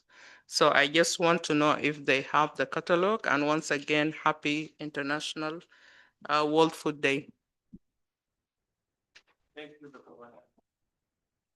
Yes, Honorable Bati. Thank you, Chair and Co-Chair, the presenter. Mine is not going far from what my colleagues have said, but mine is a bit technical. I'm talking about the GMOs. They brought these GMOs with the intention of maybe saying that our products are not, we don't get enough outcome of our plants and we are not able to sustain our people with food. That's what I think. But it's like they had another mission, bring this GMOs. I can see they might have attacked the staple foods you have, most especially maize, matoke, and the like. So if you go to maize, let me start with the matoke. If you go to matoke, you will find a banana tree yielding a 200 kilogram batch. And when you are going to eat it, you find that it's like you're eating cassava. No taste, no bonige, nothing. So do you sell that one also abroad? No. So with everybody can see, even if you go from here to the airport, you can see those maize that being, that they are doing research. Is what they call cross-pollination. That's what I want to emphasize on. Cross-pollination, to remember for those who did the science, so something like pollination is the transfer of pollen grains from the ancestor to the stigma. Everybody knows that. So with these GMOs, you cannot get seeds from them and they yield anything. For that one, we just know. But with our indigenous seeds, of which we are losing in front of our very eyes, they are being damaged by those GMOs. Because the pollen grains from those GMOs products, they go by wind and fertilize our indigenous seedlings, or they go by insect. So I just want to know the mechanism. How is AFSA has in mind of mitigating this issue? Because Africa is likely to be yawning sooner or later, asking for food from West and Europe, when our indigenous seeds no longer exist. I beg to submit. Thank you. Thank you, Honorable Bati. I hope our presenters have recorded. Let's take the last three. Honorable Namara, Honorable Sankok. Oh, they are last five. They are last five. Honorable Sankok, Honorable Namara, it was Honorable Said Kibea, and then Honorable Sankok, Honorable Jackie, and Honorable Caroline. Yeah. Thank you so much, Honorable Chair. I want to thank the presenters for educating us about agroecological farming. And for me, I'm speaking from experience, because I think I could be one of the biggest farmers in Uganda. Yes, in Uganda, not only in Kagadi, but in Uganda, because I do farming on more than 5 square miles. But you see, there's a difference between, because the concept is very good, because I practice it. I do hearts of avocado on over 100 acres, and I use organic manure. So for me, when I look at the concept, it is about organic farming while preserving the environment, and also maybe looking at our original traditional varieties of crops. And I've done all the types of farming you can think about, although I've been making losses in some way, in some of them. For example, maize, the crop which they are talking about, maize. how do you balance between the soil structure, the fertility of the land, output vis-a-vis input? Because as a businessman, when I planted 300 acres of maize, I'm putting in my money. I'm looking at how I can be able to make money. To do that, I must prepare the soil. I must use a planter. And to use a planter, I must use fertilizer. And that fertilizer for the maize, those granulars, is not organic. It's not organic. If you do not use that fertilizer, in an acre, you'll get not more than 6 sacks. You'll not get more than 600 to 800 kilograms of maize in an acre. But if you use fertilizer, you can get around 1,600 to 2,000 kilograms of maize. So when you are looking at agroecological farming, how do you balance the thin line between a businessman injecting in capital and then the output that you're going to get from that? Now, after planting, there's what they call weeding. You're not going to weed 1,000 acres of maize or 300 acres of maize manually. I can assure you must apply herbicides. There's no question about it. And these days they have brought herbicides which can kill, which can burn certain grass and leave the plant standing. So how do you balance that? Number two, like for house avocado is possible because you apply on the plant itself, we call it a benson. You call it a benson. So you apply the composite manure and mostly not even cow dung. Composite manure for cow, you use the one of goat. So it is possible and it works. But also, it is attacked by some, the foliar is attacked by some insects, some pests. So how do you remove them manually? Of course, they have brought some what we call the fruit traps. Fruit traps. There are some fruit traps which we use for trapping the flies, those that eat the avocado.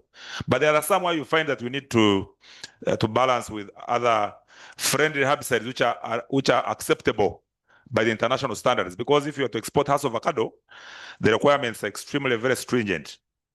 Now, I go to an issue I've seen among the ecological products. You have not included sugarcane. Sugarcane is not included. And yet, it is the most dangerous. If you go and see how they make sugar, you will never take sugar. If you go and see how we spray, when we are spraying the sugarcane in the plantation, what we use for spraying, and you go and see what's happening in the production of sugar, the processing bit of it, I don't think any of you can ever take sugar in any form of it. So I don't know, maybe they can help us. Have you looked at the finished products to be included, or you're only looking at these particular products which are like beans, which are organic? Lastly, there's a challenge with, I don't know, I need guidance whether these new varieties of maize are GMOs. Because once you plant it, you know the original maize, once you plant, you can replant many times. This one, once you plant once, the second time you plant, finished. You'll get zero. You'll get zero output. It's a hybrid. I think it's a hybrid. It's a hybrid, yes. First, now, the challenge is one. These new varieties of maize are high-yielding varieties. 1 kilogram, I mean, in 1 acre, you can get 4,000 kilograms if you use those varieties. But with the fertilizers, yes, with fertilizers, you can get 4,000 kilograms. If you use the original one, you cannot even get 1,000 kilograms.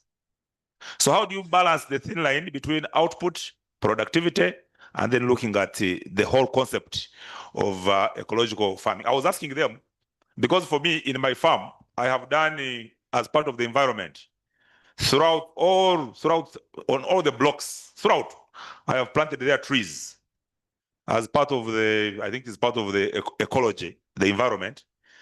So is it part of your program that we encourage, because I've not seen it here, agroforestry, to encourage people to plant trees within when they are doing especially those long-term products? I beg to submit, Honorable Chair.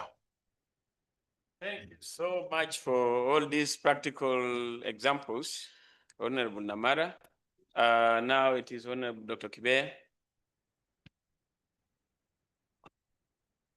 Thank you, co-chairs, allowing you to express my opinion or comments about this model for agriculture and farming, as said, agroecology. We said here, mostly this model is linked to small-scale farming. Small-scale farming, it means that to provide enough food for a number of people, it will request a huge number of human resources allocated to the agriculture sector. While when we look to our regional development strategy and plans and our national plans for development of partner states, we can see that those plans include urban development and industrialization of our partner states. My question is how to balance between these two questions, developing our countries with growing our cities, growing our industrial sector, while taking a model of agroecology for agriculture production. That's the question. How can we balance this while we are growing? Is it a quite, I can say, reliable model? They have to link how to have this to be sure that it will be not failing somewhere. My second question, and it is just a thought. We're told since ending secondary education, for those who dealt with some question of physics, the thermodynamics law, there are 3 laws. It is about what is said, entropy, meaning disorder, and enthalpy, meaning energy. When a system is isolated, meaning you don't provide energy, it cannot survive only when disorder is inside. It is also in social and biology systems, life science. You go in the market there.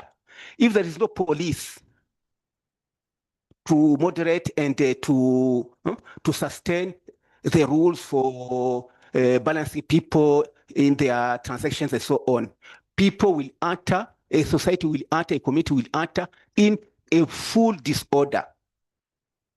That is entropy increasing, where you don't push the system to behave the way you want. For the life science, if you take a small scale land, and you want to farm with selecting only one plant, I want maize or potatoes or tomatoes, and a human being to eat the product, but the reality is that in that area, you have virus, bacteria, fungus, and another scale, pests, birds, animals, and human. How to select this? According to the laws of life and laws of thermodynamics, to avoid the use of fertilizers, chemicals, and so on, in order to select 2 categories of beings, humans and plants, for example. It is just a kind of philosophy addressed to those presenters to help us to understand the way we can go a long way, avoiding the use of fertilizers and chemicals. Thank you. Thank you, Honorable Dr. Kibeya. Now is Honorable Sankok, Honorable Caroline, Honorable Jackie, and then Honorable Caroline.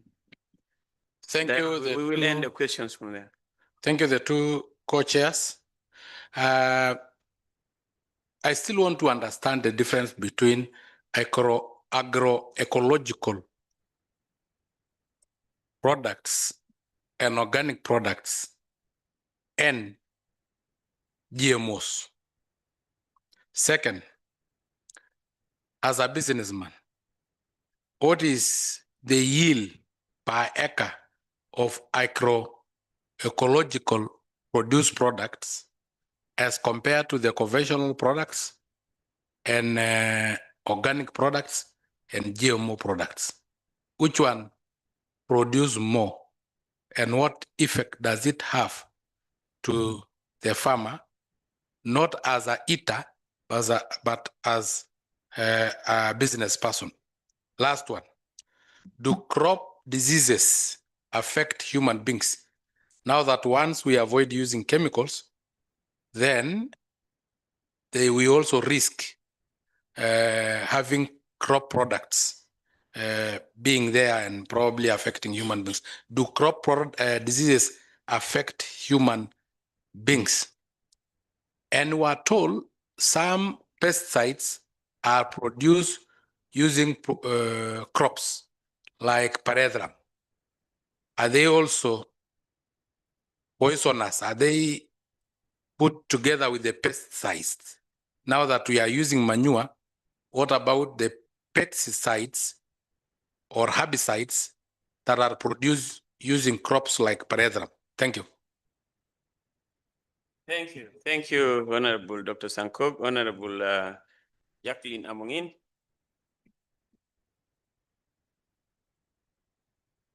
Thank you, Chair, for giving me the opportunity. And I was listening for these presentations from yesterday and also what has been presented today. I want us to appreciate the fact that to a large extent, agroecology is good. From the examples that we've seen working in the different parts of the world.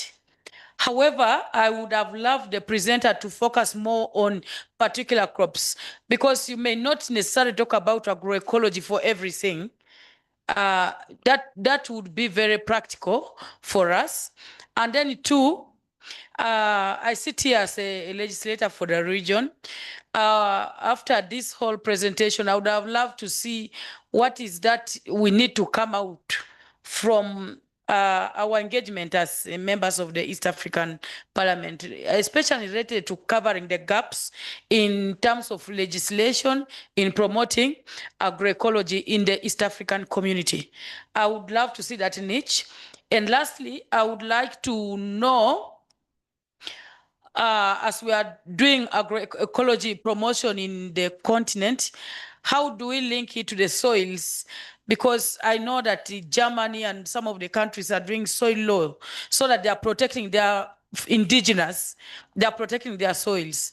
So I see that lagging in our engagement in Africa, where people just come, there's this, they bring all these type of technologies, they want to try them in Africa.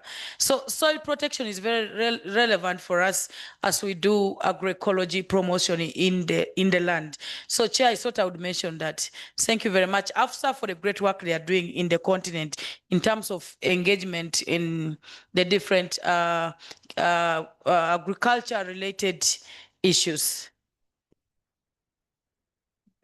Thank you, Honorable Jacqueline, Honorable Caroline, and then finally, the President of Anti-Corruption.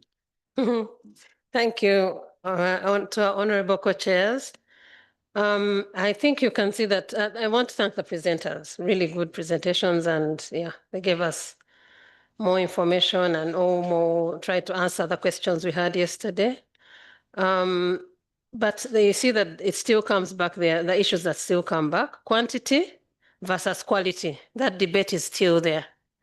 So the quantity issue, you've made it the quality issue you've made very clear with the agroecological products. But we are continuing to tell, it will be good for small farmers, as Honorable Kibea said, it would work very well. And many of our farmers, especially in some of our countries which are overpopulated, have small hectares, less than a hectare. I think 0.5 hectares, the sizes of those plots. So it would work very well. But the quantity issue, when you're producing at scale, you meet problems when the pests come, you have a problem. Then there are the market issues. What is the market? Market, is it local for these products? Local? If you have to feed the population, would it work at scale, or would the cost? Maybe it may not. You'll tell us that someone asked, some of the members asked about the cost of production. We may be thinking it's very expensive, but I think when we went to visit some of these farms, it seemed like it may not be that expensive. But then we've heard from the presentations that it's an external market. There's an external market, of course. Again, we are still trying to answer the Roam. You showed us those you tried to differentiate between organic and ecological. It kept coming in all the presentations. Agroecological, organic, we don't yet seem to know the exact difference, but there's an external market for that. So the cost of production would not be an issue because the market is there. Then, and is the market now, we are talking about cross-border trade, regional? That export market, is it regional or international? Again, the price. But then there's the issue of pests. Now, here I have the question. Would the crops still be agroecological if you use pesticides to rescue your crops? You've used organic fertilizers, you've used everything, but things have not worked, as Honorable Mary said. If you added that, and you said there are 13 things that you look at as for agroecological products. So if at least that you check out 5, it's still agroecological, but would that still be? So that's my question back to you. So Tanzania, very, very encouraging. I was surprised to hear that we still have 80% of farmers using local seeds. That's very encouraging, which means when we come to our seed bill, we still have some indigenous seeds there, which we can rescue. So, and then, we still came back to issues of impact of climate change. You know, these pests are coming so much because of climate change. And you also showed it as in the presentations, you gave it as an issue that still remains unanswered. So how we tackle that, I think, yeah. So otherwise, thank you very much. I submit. Thank you, Honorable Caroline. Now, finally, Honorable Clement. Okay, let me finish with Honorable Clement, and then I come back to you. Yeah, thank you, Honorable Co-Chairs, and I want to thank all the presenters. I've been listening. I hope they are going to share with us presentations. And this will not be the last capacity building. And I'm talking to you, Honorable Chair, Agriculture, and Chair, CTI. We need more. You know, in class, we are at different levels. There are those who are at the level of PhD, others are still at P1. So we cannot be at the same pace. But for me, I'm interested to know from all the presenters, do we have shops in East Africa where we can find these agroecological products? Because when you visit countries like South Africa, you have shops for organic. Sometimes the prices are quite high, but at least you know where to find them. So I wish to know where we can find these products because we want healthy diets. Thank you.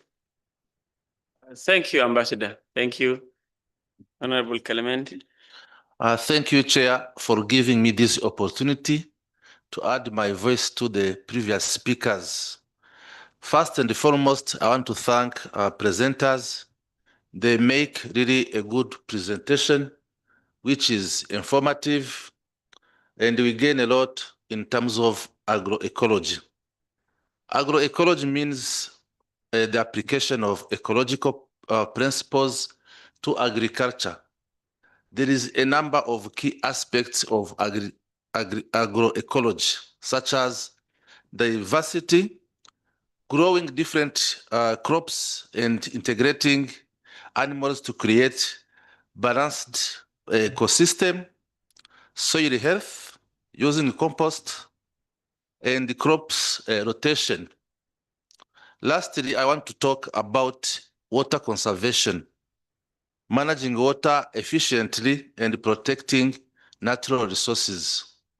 Coming back to the last point about water conservation, what do presenters advise to farmers when there is excess of water, heavy rain? You know, nowadays we are facing climate change issues which are impacting negatively to agriculture. I submit. Thank you so much, Honorable Clement. Now our presenters, we are trying to make sure we close by 6, and now it is we have one presentation from our side and your reaction so that we get the way forward. And your reaction, Ruth, will be you and the gentleman that you said before to ask some questions. So that will be reacting to that presentation. Then we fill the gaps. But now let's have answers, but briefly. You make sure you between 3 to 5 minutes should be if you are really overloaded with the questions. But if your answers are brief and to the point, then 3 minutes would do per each. Thank you.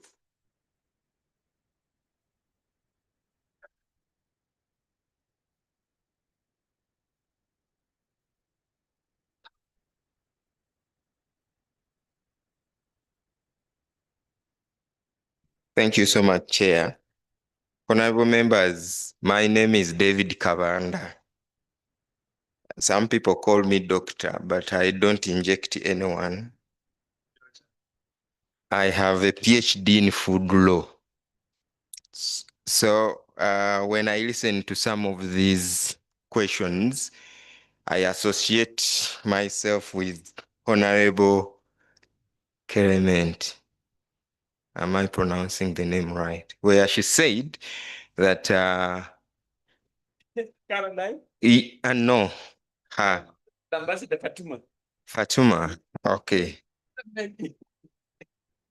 Oh, okay. I think I didn't hear you properly. When you pronounce her name. She said that we need to continue having these dialogues. Indeed, it is true. We need to continuously learn. But for now, let me try, within the 3 minutes you've given us, to be able to respond to some of the questions. And in between, you'll allow me to also bring in more statistics and studies on the continent. One of the things that I want to ask you, Honorable Chair and members, if you end your tenure without giving us either an agroecology law or strategy or policy, you'll have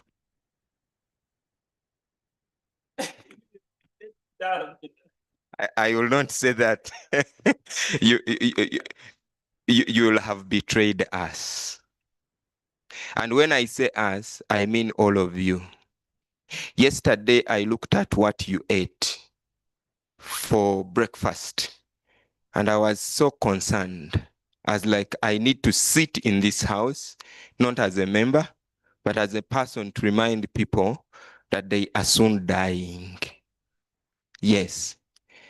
Whatever was served there, I can't serve it. I can't give it to anyone. I can't allow anyone to eat it.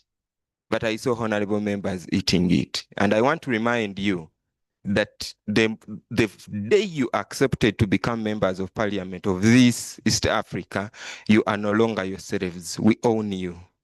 You are our property. So whoever is in charge of procurement for food and anything that comes to this house is liable legally to be even sued for what they provide for these members to eat or drink, including the water. You are drinking microplastics, which are about to kill you. So when we talk about agroecology, we mean it. We understand it. We are not, for lack of a better word, okay, we mean it, and we would want to encourage that this house accepts that we come up with at least a framework guiding East Africa on how we can have agroecology. We are not saying that there must be a flip overnight.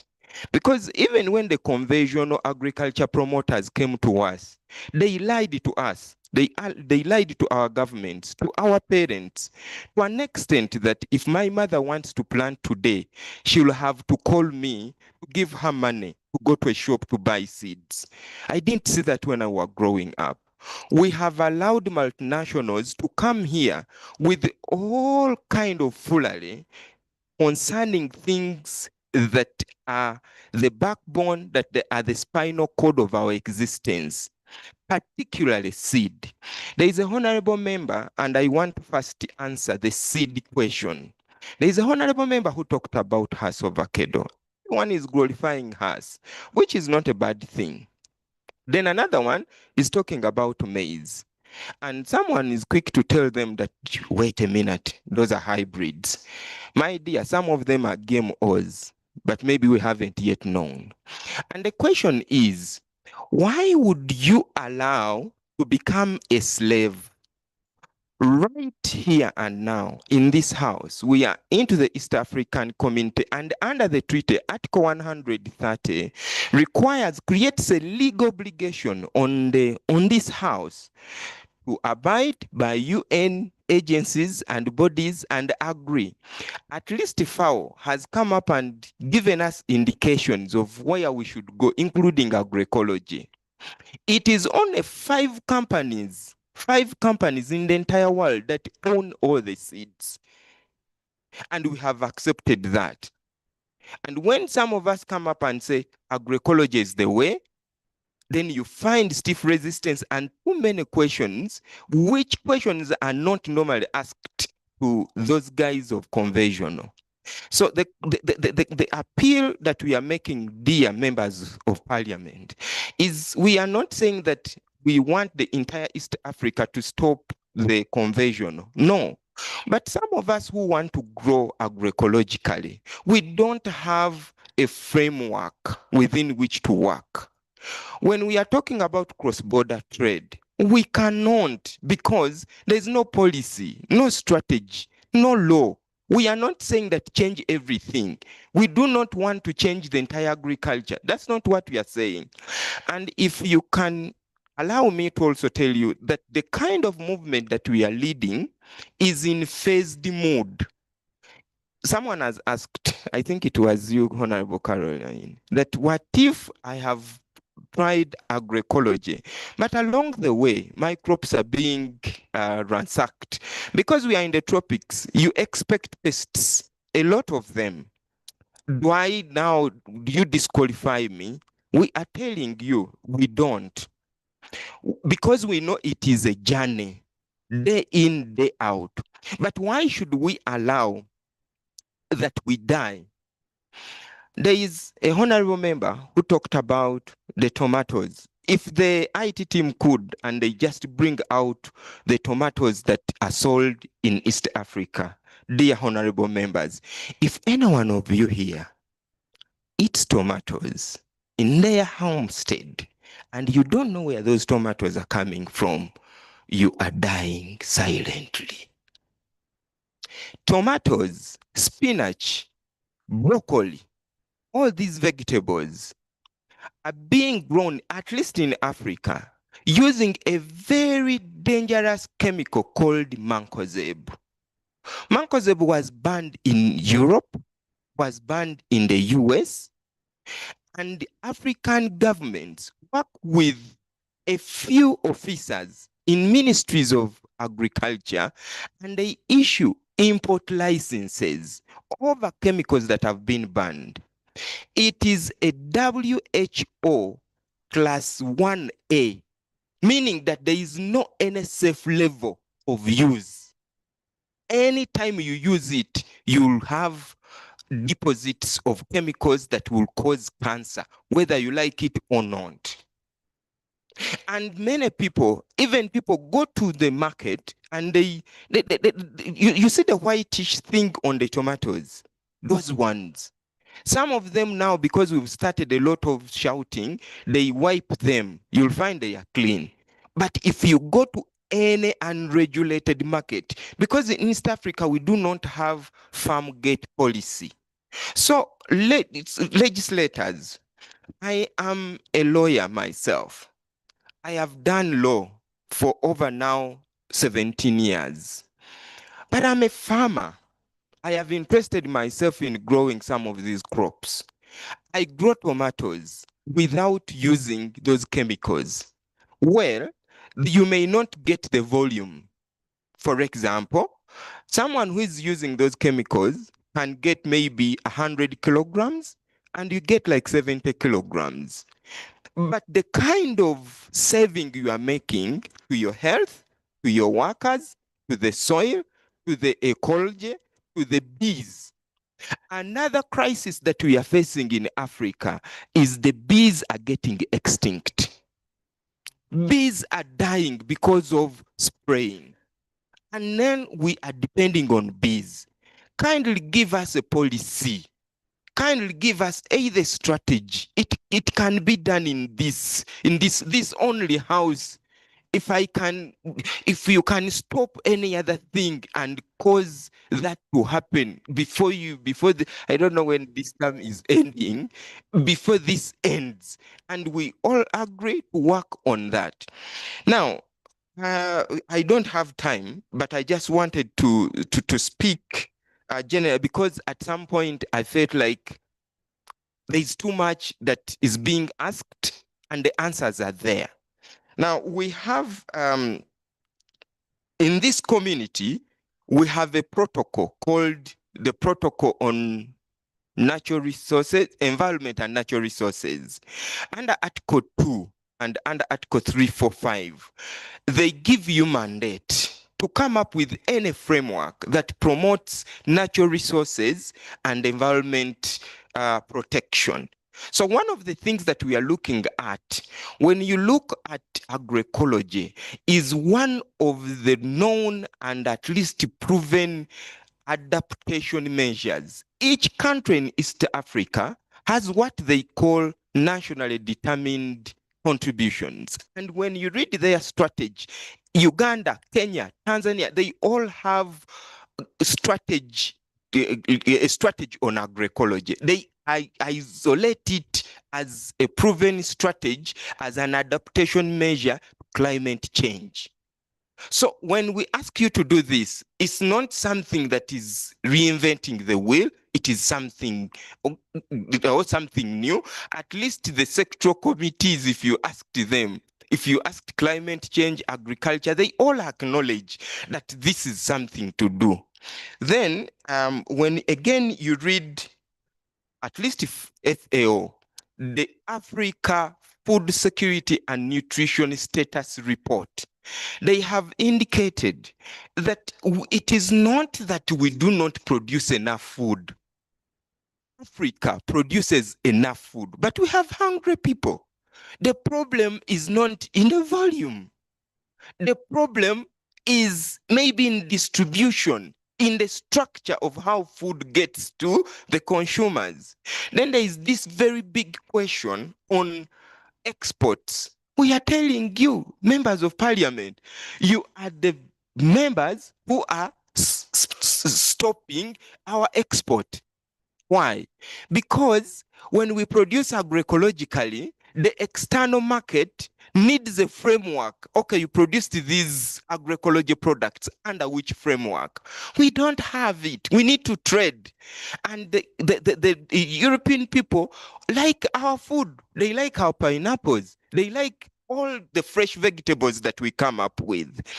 And I also want to let you know that if we do not work on this policy or strategy or law, we are going to allow international companies.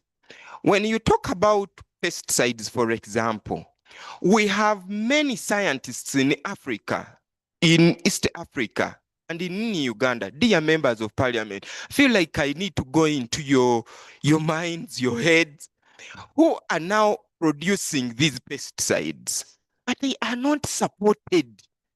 There's no support yet. When it comes to fertilizers, I have listened to Honorable Mary. Honorable Mary, I'm sorry that the vegetables and maize somehow failed. The vegetables can fail because of 3 reasons. One, we have a very big problem that our market is full of seeds which are hybrid.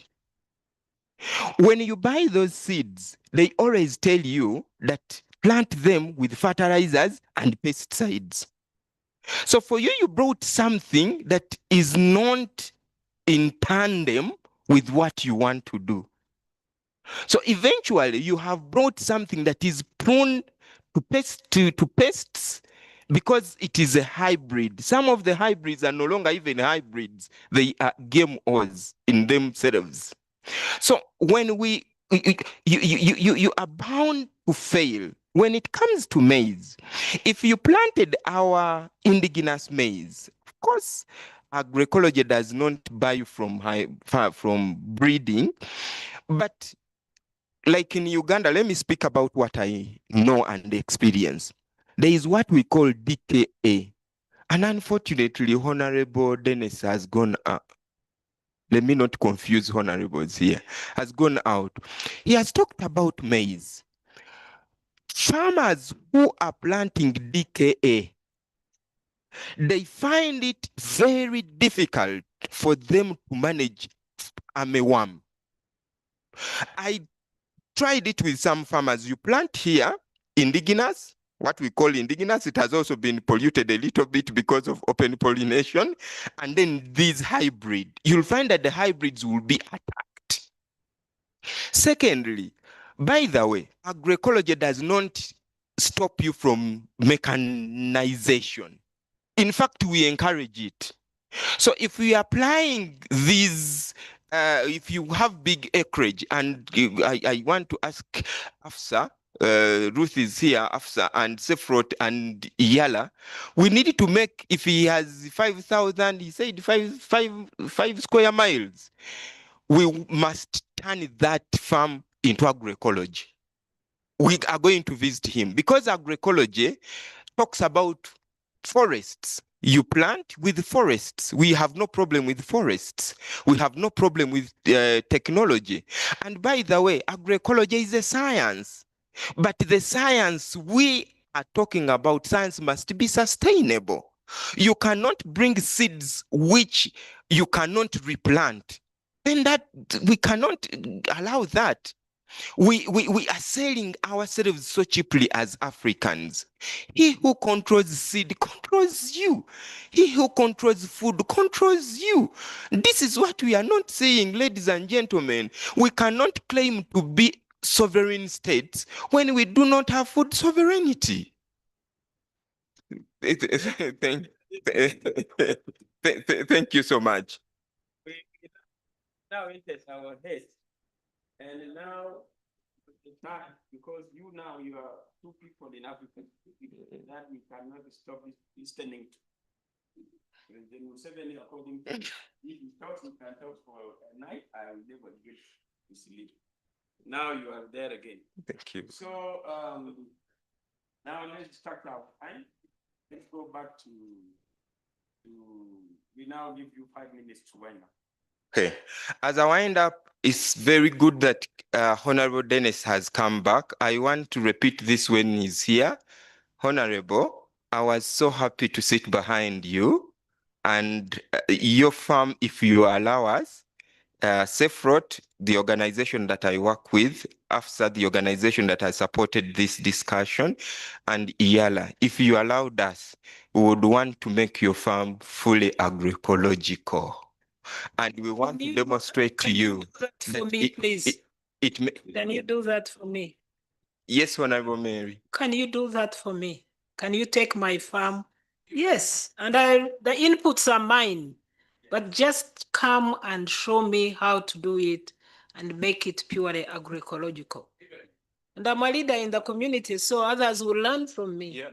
Actually, you could take us as models. These are our farms. Okay. Yes, that is safe and clean. Okay.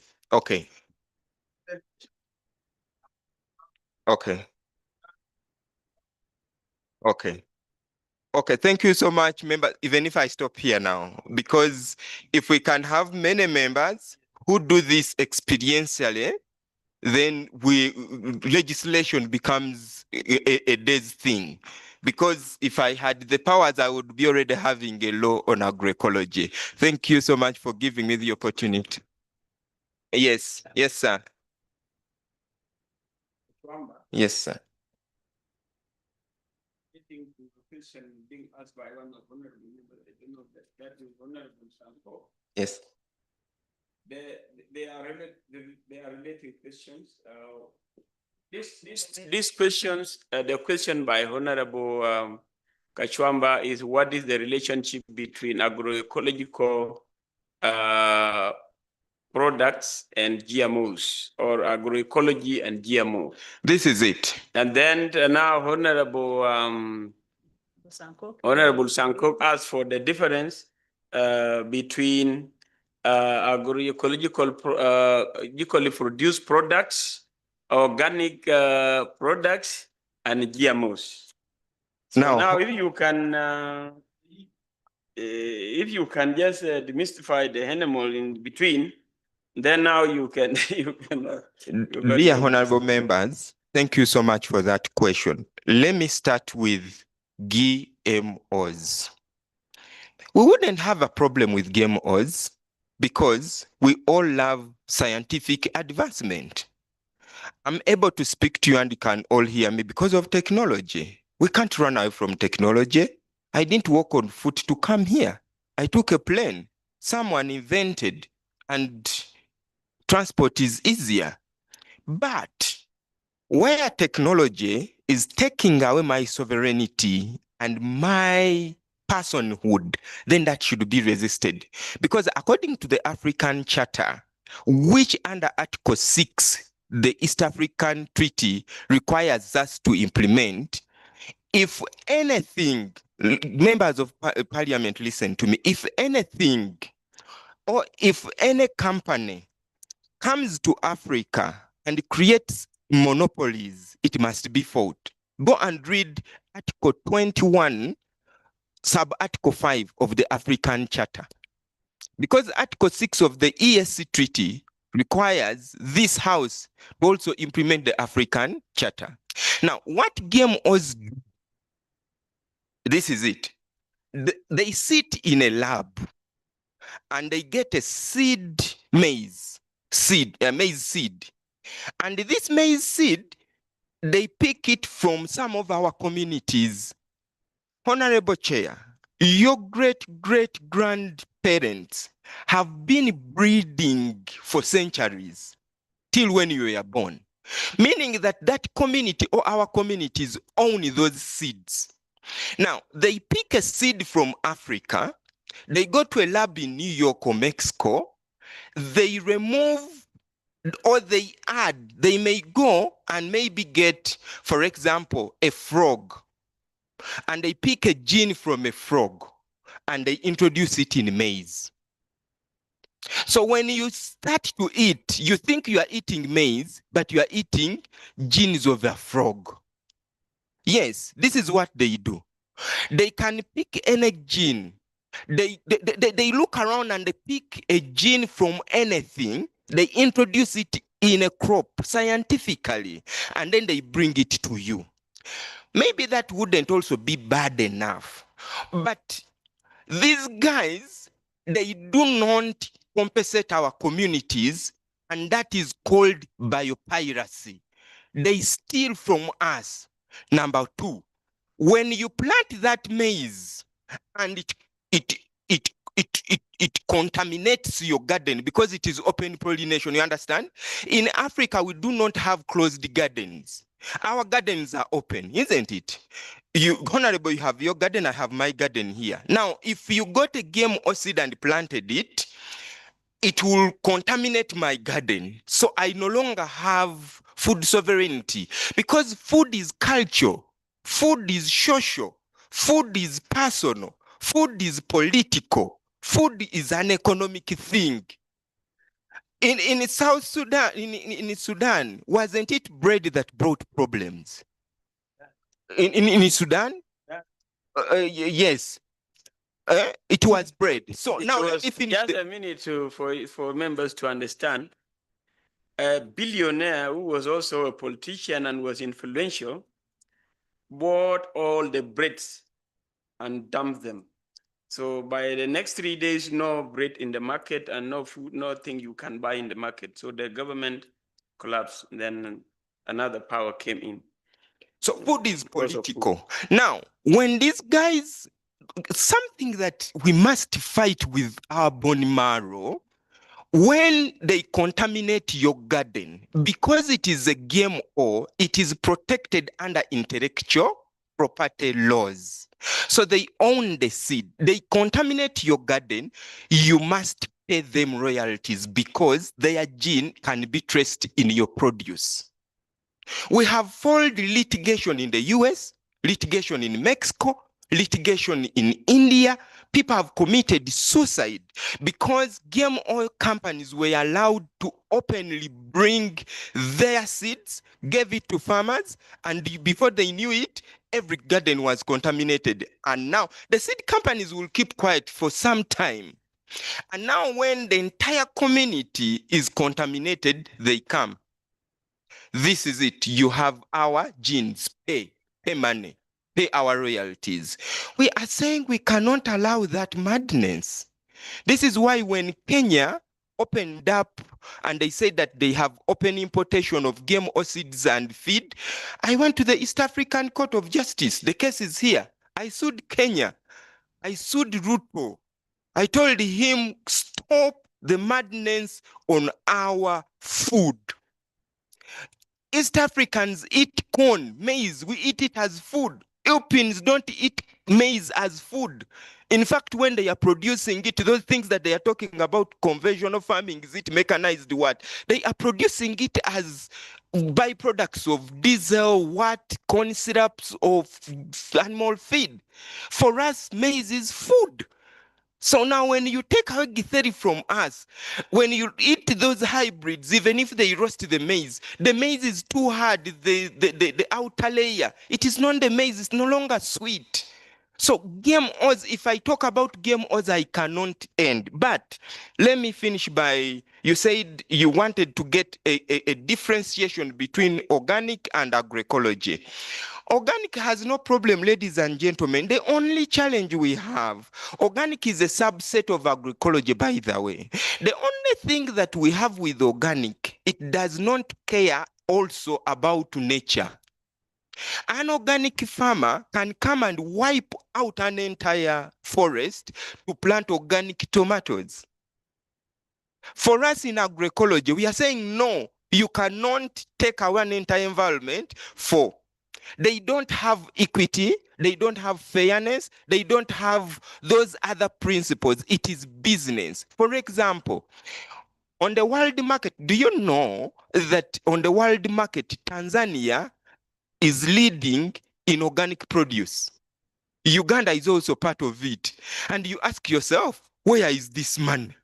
Who are these ones? They are hidden corporations come to our countries, buy bigger lands, bigger acquisitions, throw away people, and they plant organically to tap into premium markets at international level. So this is why we are saying no, not organic. Okay, organic is okay because you are not using synthetic fertilizers, but we are saying it must be fused with justice, with fairness, with environmental protection. You don't take our environment because we want to plant your products that you want to sell.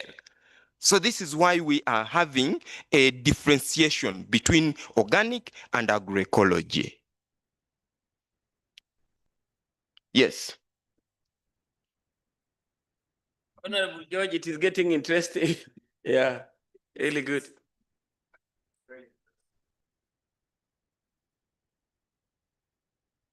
It's interesting in the sense that this is like an extension of the frontiers of Pan-African struggle.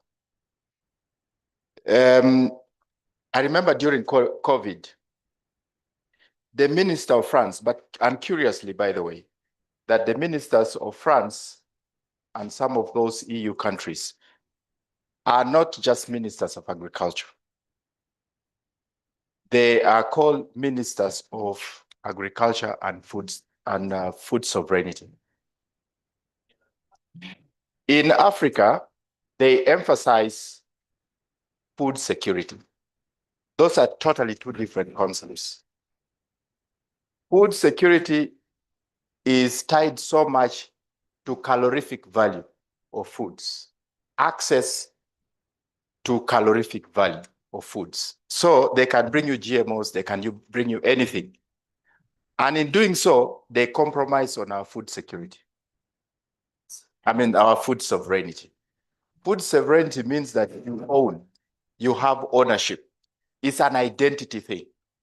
That once you have, it's like somebody who wants to alter your genetic.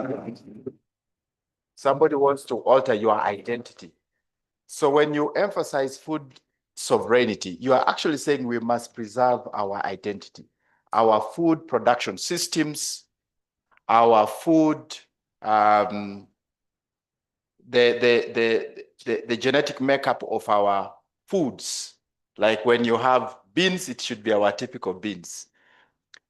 I come from Uganda, and I come from a place that is very popular with one of the most nutritious bean types. We call it the black beans, right? In America, they call it Senate beans because it's preserved for only senators. Originally, they used to call it, because it was very premium, and they called it now Senate beans. Now, recently, I went to a market in Gulu. So when you go to Gulu and you ask for beans, the black beans, they are going to ask you, do you want the original Lango type or do you want the Muzungu type? They have already compromised on the black beans, you know? And the people now can distinguish between the Lango type and then and they have different prices. The traditional ones, the higher market value and have a higher price than these other ones. So we really have got to join this struggle and embrace it and see how we can use it.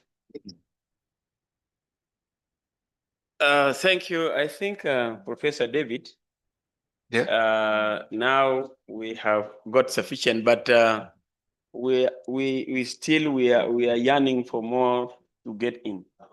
Yeah, a lot. We are coming to Kampala, and we shall be, this was something we were going to communicate before. We are going to have a signing ceremony for a memorandum of understanding between AFSA and EALA. So we may give you a space for lecture in that day. The speaker will be there, the clerk will be there, members will be there. We may start with listening before we do that one. So I think, honorable members, we allow Dr. David to, yes, okay. Honorable Dr. David Olesankok. You know that difference between GMO and organically produced food and agroecological produced food. You have given it in terms of socio-political aspect, but in terms of health-wise, how it affects us if it is a GMO. Is it harmful to our health, or is it only harmful to our food sovereignty and security? There are many studies that have linked it to health, because this owner of the GMO will never tell you the kind of genes that he used and which animals that he used, or which synthetic combinations that he used to alter the original seed. So we have found out that many people have cancers which are linked to GMO food. This is why in Europe, we now have a regulation. You cannot sell anything GMO and you don't label. You must warn that it is GMO. Why are they doing it and we are not doing it here? Are we not human beings? Is our blood black? We have the same blood. We must stop the madness. Thank you so much, dear members. Yeah, and more information. He left. Yes. I suspect. I suspect. Yes. This Professor David is a true professor of Chair. Of this. Yeah? There was more information. I suspect the council there has not eaten since he came to Tanzania. If all the foods he saw yesterday, council, I want him to hear this. He went to Maisha Nzuri Hotel. So I want him to hear this. Council. Hello, council. Council, I am addressing this to you. If the food you ate yesterday, I mean, the food you saw here yesterday being served to these honorable members, in your opinion, is compromised and therefore is not good for human consumption.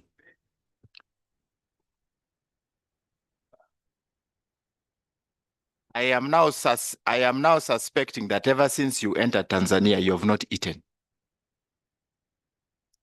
How did you determine that the one that you ate is good?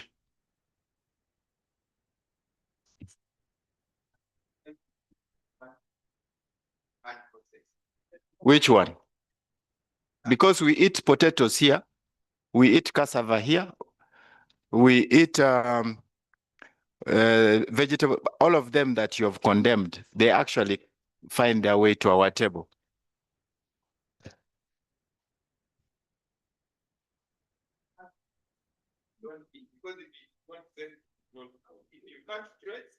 Don't trust. So I want to ask this, how can we, if in my own house I can do it, so which one is better? Like with hunger or can we listen? Yes. I have all the belief that this house, EALA, can prevail over the procurement. In this country, Tanzania, we have agroecology farm that produce agroecology. Yes. We may not have the markets because our farmers fear to take the produce in those other markets because you'll sell the same with the person who sprayed. So there's no difference. But now they sell information. There's someone who wants to give you information.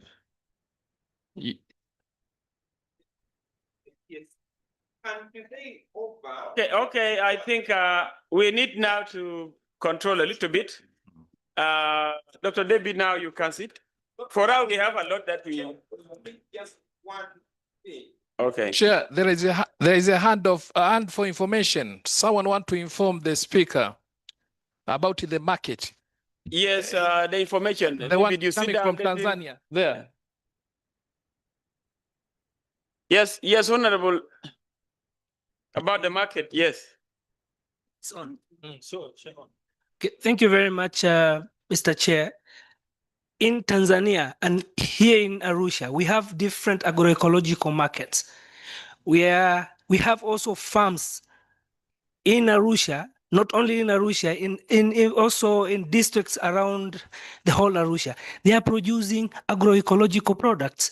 And we have some places here in the city where we are also selling agroecological products. So we can, where we have in Jiro, we can see in here in Uzunguni, we have Mezula market, but then here in Garamtoni, we have also farmers who are also producing and we are supporting them with PGS.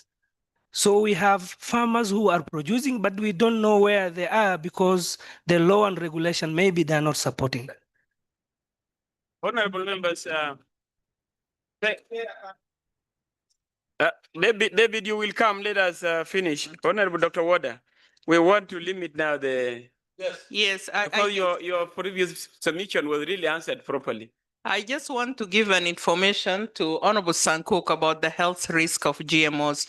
One of them is the allergies, because and the antibiotic resistant, because when they are doing that thing in the labs, they use some antibiotic which can make you, if you consume those GMOs and now you are sick and you are consuming antibiotics, you can get resistant, like the antibiotic will not work in your bodies in some of the people, and the allergies, because if you're allergic to certain fish and they took a gene from that fish and put it in another product, and you are eating an apple which is mixed with the gene maybe from a fish or something which you don't eat, you can also get allergy because it's not labeled that we use this and this on it. Okay. So that's it.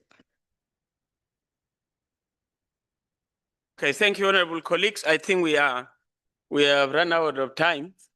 And I know we have said, and we want to conclude. For us, we were supposed to have a presentation that we want to take us through so that they can see where the laws are and where we don't have. I think what we do, we just project it and then we scan and then we send it to you. You see the thing that we're. So let us, the technical team, give us the link and we can display that. So those are the laws and policies and regulations that we think have some relationship with what we are discussing, but we still believe that a gap for a policy or a law that promote agroecology, like explained by David, would still be seen. And then now that David has differentiated the approach to agroecology and the conventional approach. So we have a clear cut now of what we are really doing. Yeah. So we let us connect and you see. Yes, Honorable Namara. As a way of advice, I would advise the promoters of this very good initiative to liaise with the national governments. Because like in Uganda, President Museveni is talking about how each person can be in the money economy. That is the biggest challenge. How everyone can be in the money economy. And to be in the money economy, you look at how you produce extensively. You produce at using small land, but high output. So they are giving subsidies in terms of fertilizers. It's in the manifesto of the party, of the NRM. So it would be very good that they liaise with the national governments to ensure that whatever policy we pass here or the law is in a tandem with the interests and aspirations of our national governments.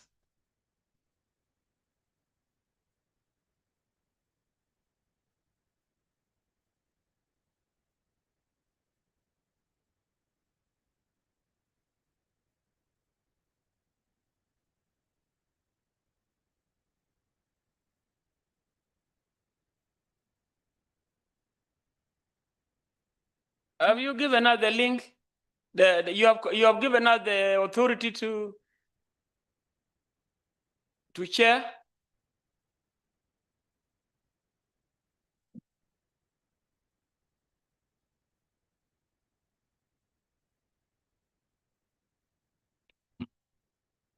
Co-chair, I was proposing, because there is nothing new in the presentation we have.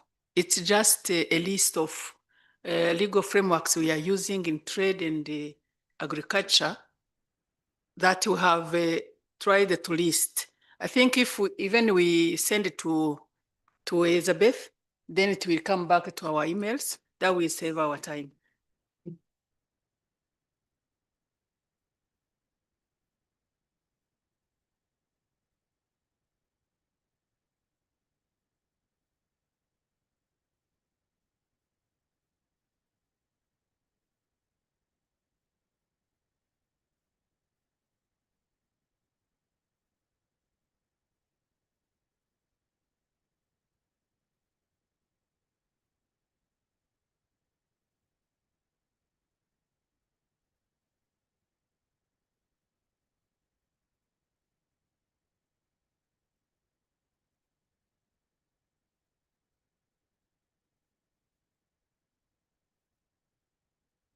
Oh, sorry, Ruth, we are giving you and your colleagues for you are the team leader. If you can sum up, and then if you have any questions and proposals for the way forward, and then we can listen to that, and then we make a little bit reaction on our side here, and then from there now we can close and make some communication.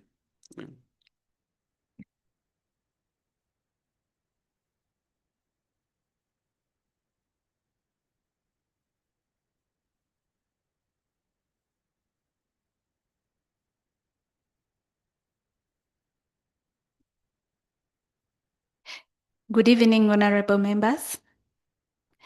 First of all, I would like to thank you for, sparing your time. It's past 6 now, but you've given us the time. You've engaged with us. I'm excited that the need to understand and the questions, the curiosity is very, very exciting. And this gives us the opportunity to know what questions do you normally have. Next time, we'll come with figures, we'll come with answers to these questions. Our presentations will be in line to what you're curious about.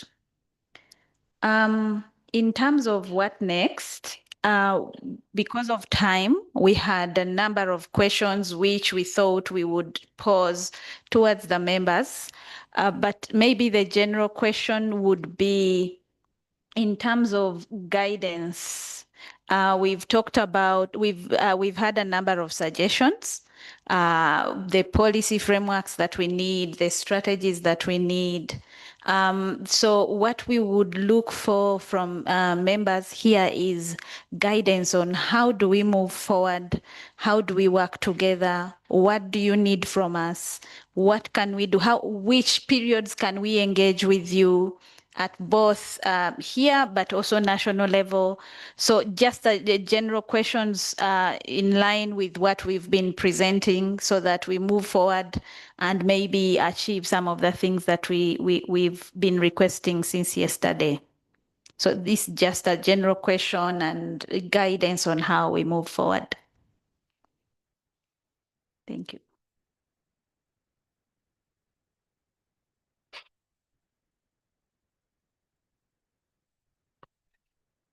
Thank you, Madam Ruth, and your colleagues, and thank you, honorable members. This is one of the capacity building that we have given 100% our attention and participation. This is really a serious consideration to the people of East Africa and to ourselves. We have learned about a lot of issues. We are your partners, AFSA. EALA is your partner, and we are continuing to engage as we are now structuring our engagement through an MOU. So you can count on us. And today, this morning, we had a courtesy call to our speaker.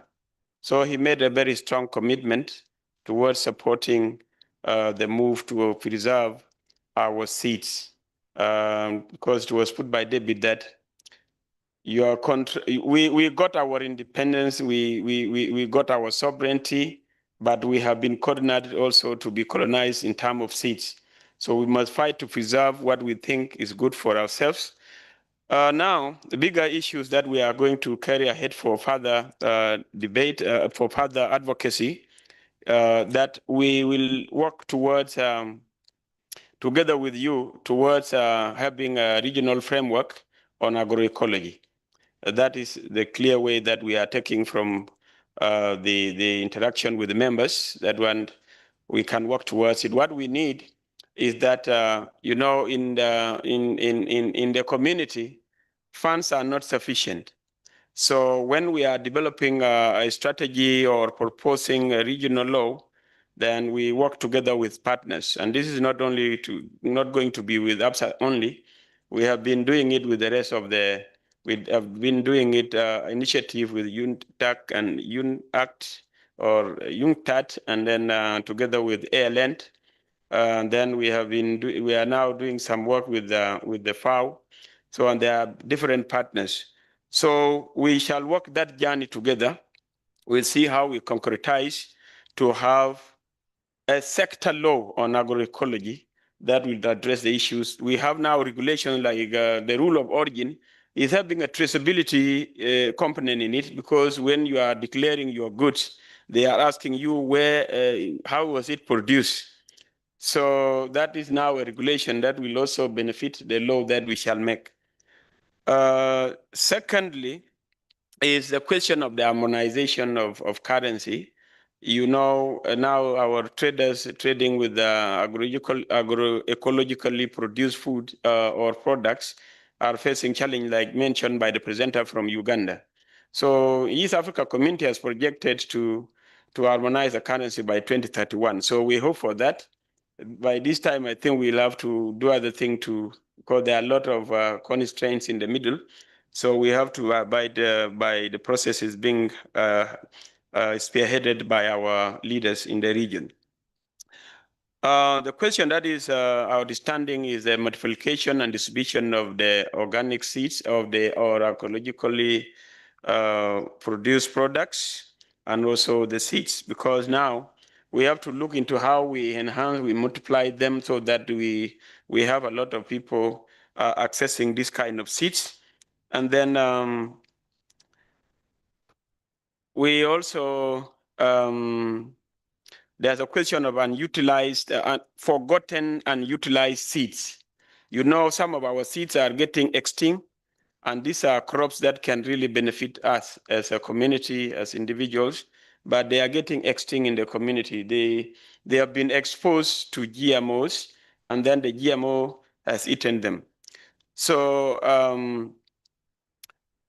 we need to work towards how we can be able to enhance the protection of this kind of seeds. Then there is a question of, do we have soil laws? A member raised that one. I think is very important, that whatever we are thinking also, we need to think that this agroecological promotion is part of protecting the soil diversity.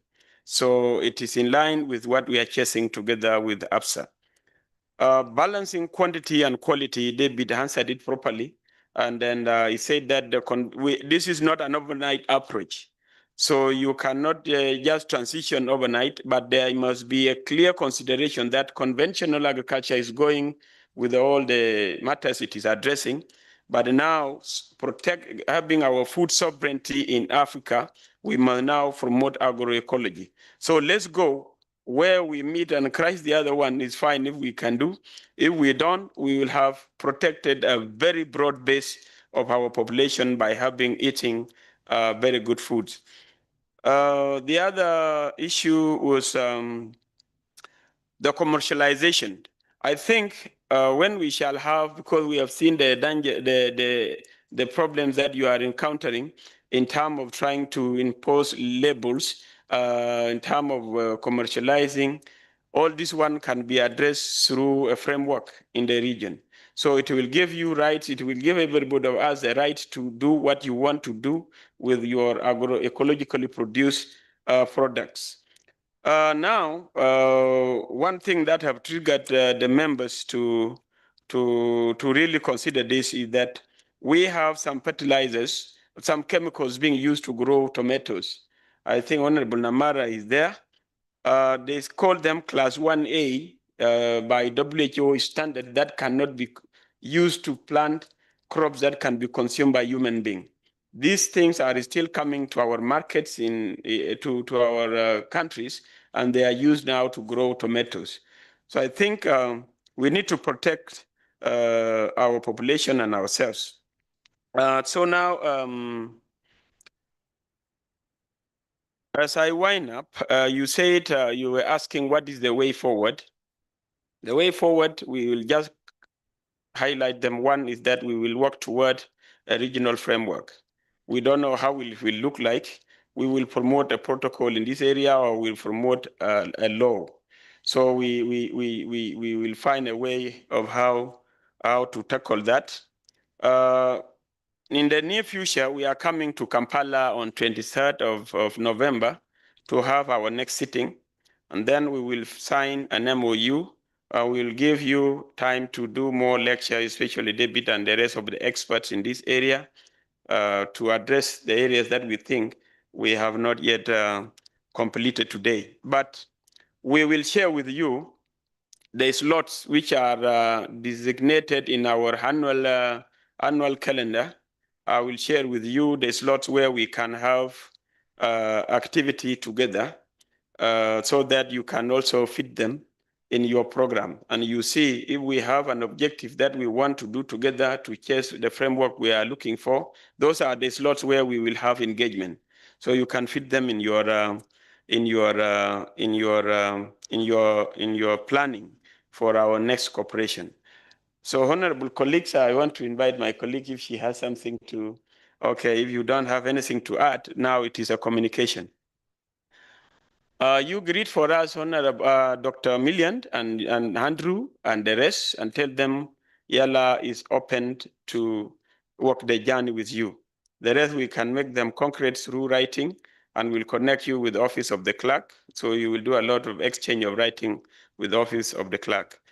Now, in terms of communication, we have come to the end of our exercise. So I hope all members have. This must be out of the. Don't put this on records. I think that one need not to be recorded.